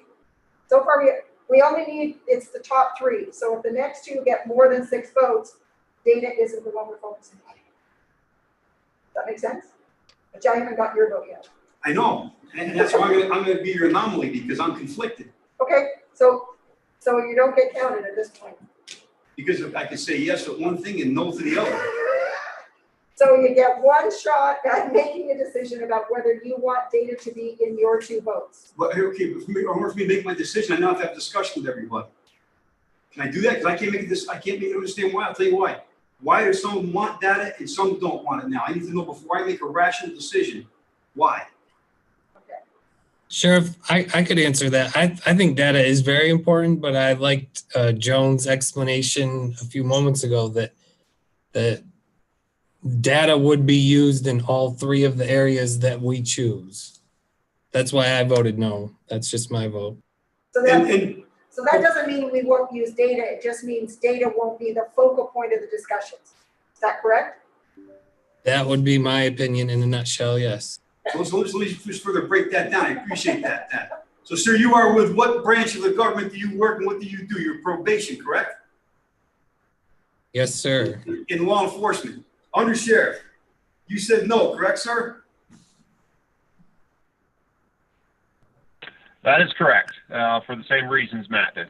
That's right. In law enforcement also. Who else said no? Okay, wait. I gotta get this done, so. Yeah, because I'm trying to make my decision because now, so I say no to that with the data.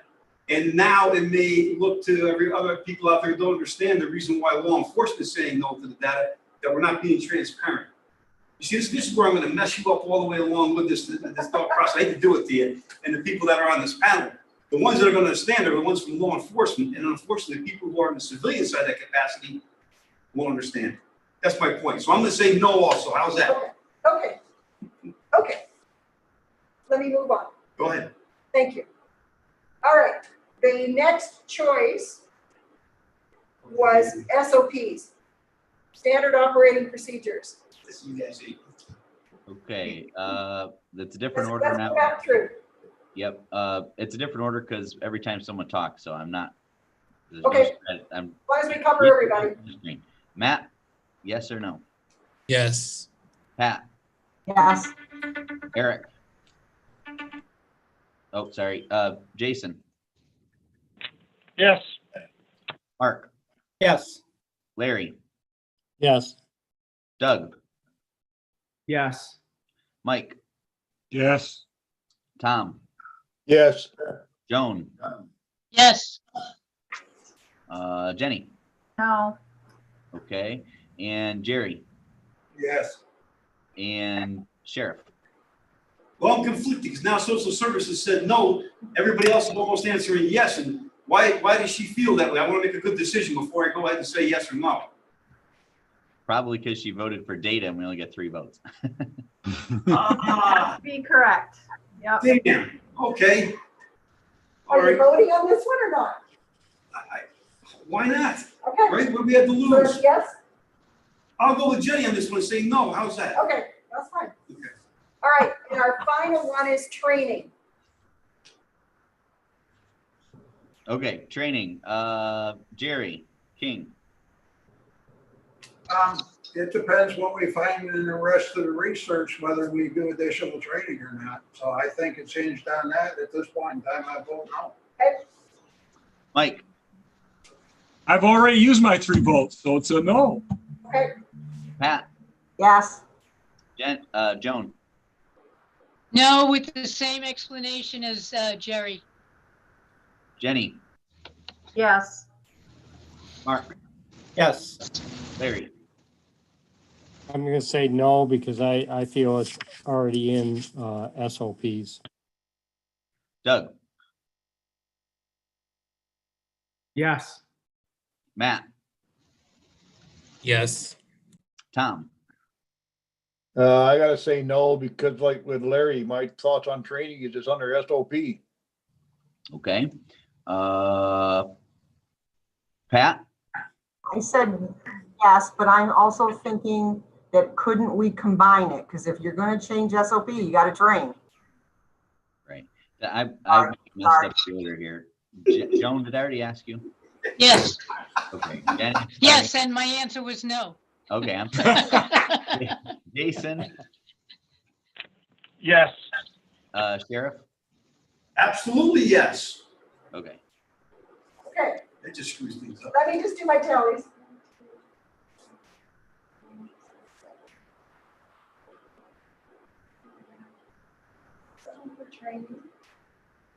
All right, so we have SOPs, training and mental health, substance abuse, and homelessness.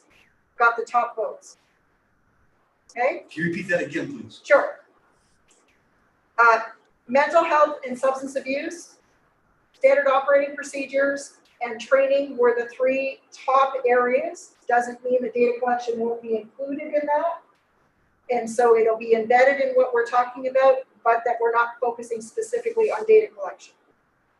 Could have saved us an hour and a half. Mike said that was an hour and a half ago. Yep. Doug, I appreciate that. Okay, so let me just revisit before I let you go here.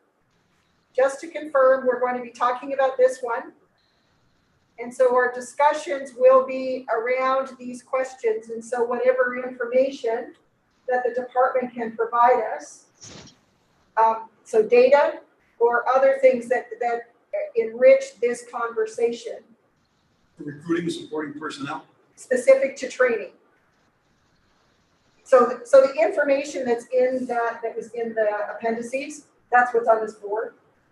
And so those are some suggested areas. So anything that the department can help us understand about training. So some of the things, Jason, you were talking about earlier, anything that you can help us, what's your process around that, so that we can have an informed discussion to know where it is now. And then we can talk about what that means moving forward. So that might be data or other things that would help us understand. But we're not using data, correct? We are using data, but we're not talking about data as a separate thing. It's embedded in this. Does that make sense? Berta? Makes sense like everything else going on here. Okay. So we're going to talk about that one. We're going to talk about standard operating procedures. There are some suggested policy pieces there that are more and less relevant to where we are at in this department. Anything that can be provided from what you have around those SOPs. There may be other things that we come up with. That will be a discussion in the group later, but anything that you already have that could be shared with us will help people know what's the context and some of the specifics. The other one is about mental health, and we were suggesting that some of those pieces in B will be discussion points for us. If there's other information that can be provided to begin that conversation, that's what we will talk about. How am I doing, folks? Am I on the right page? Excellent job, Christy. Good job, Christy. Great summary. So I am quite willing, and Jason, in our conversation beforehand, had said to me quite graciously, Christy, if there's things you need from us, we can talk about it and let's put it together. So I'm quite willing to sort of help and support in whatever ways. What I'm believing that we're going to work from in terms of, well, what on earth do you need, will be what's on these pages as our starting point. Is that fair for everybody? And in some cases, that will mean there will be some data, whether it can be collected from the sources you say the annual stuff, or from other things that you have internally. Let's start there, figure out what that tells us and what else we need to know in our next session. Is that okay? Yeah, I just want to so I get board approval. Can if overtime is needed during this, am I approved for it already? I'm not again, too. I didn't. And in order to get this data and all this stuff, if need be, is overtime approved to achieve this if I need it? Well, I'll make this statement. I'm the chair of the committee, so hard and feather me. We're in no capacity today to make a decision because we don't have. Well, I was just asking, that's all. That's where, me personally, that's where I'd have to leave it. It's not, I'll gladly see what we can do to ask that question and get an answer, but right now, there's not enough of us and we're not in the committee session. Okay. Okay. This is the process we're suggesting. So we need to choose a second meeting date because we have to work backwards from the April date. My suggestion is that we try to do something as early in the new year as possible. Does that make sense to people? Knowing that we have to gather this information. So can I suggest that we do a little background work with the sheriff and the undersheriff to figure out what this is, but then we send you out some potential meeting dates as soon as we can in the first part of the new year. That's fine. Is that okay? Ryan, because you're ultimately responsible for this, is that all right? Tell me where you are with that. Works for me. We need a plan that is approved by the board by April 1st. So that means it needs to go to Jerry's committee the third week in March. That's our timeline. But we have to have these other meetings and public input before then. So we need to get on it. We'll probably be using this format. That'll be my guess at this point if I crystal ball gaze. You seem to work pretty well with it. My sincere thank you for where you've gotten to, for your willingness to be respectful and considerate of each other on stuff that's tough. And let's move forward from here. Is that fair? When's the next meeting? We need to determine that early January. Oh. That's okay. How's everyone's schedule look for 1 o'clock on January 6th?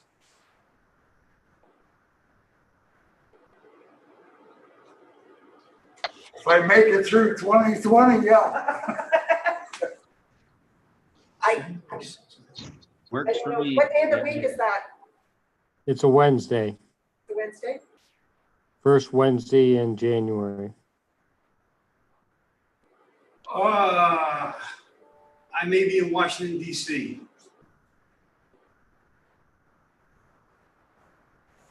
How about we, Ryan, what do you think? Can we send out a doodle poll with 2 or 3 dates for folks and see what comes up as a possibility? Or do you want to try to decide right now, folks? I think everybody's probably a little burnout at this point. So why don't we just send out a poll and we'll see when we can, match everybody up the best we can. That work? That works. Yes. One word from every person. What's one thing describe how you're leaving here in one word, please. We'll just go around the table.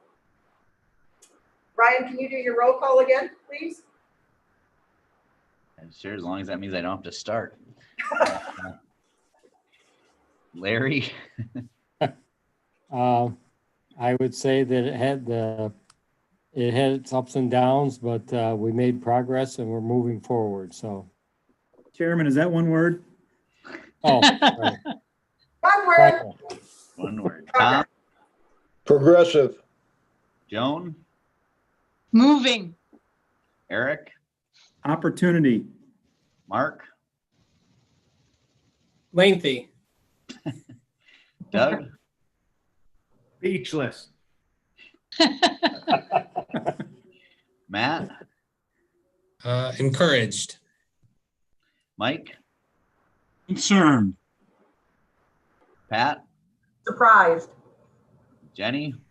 Curious. What'd she say? Curious. Period.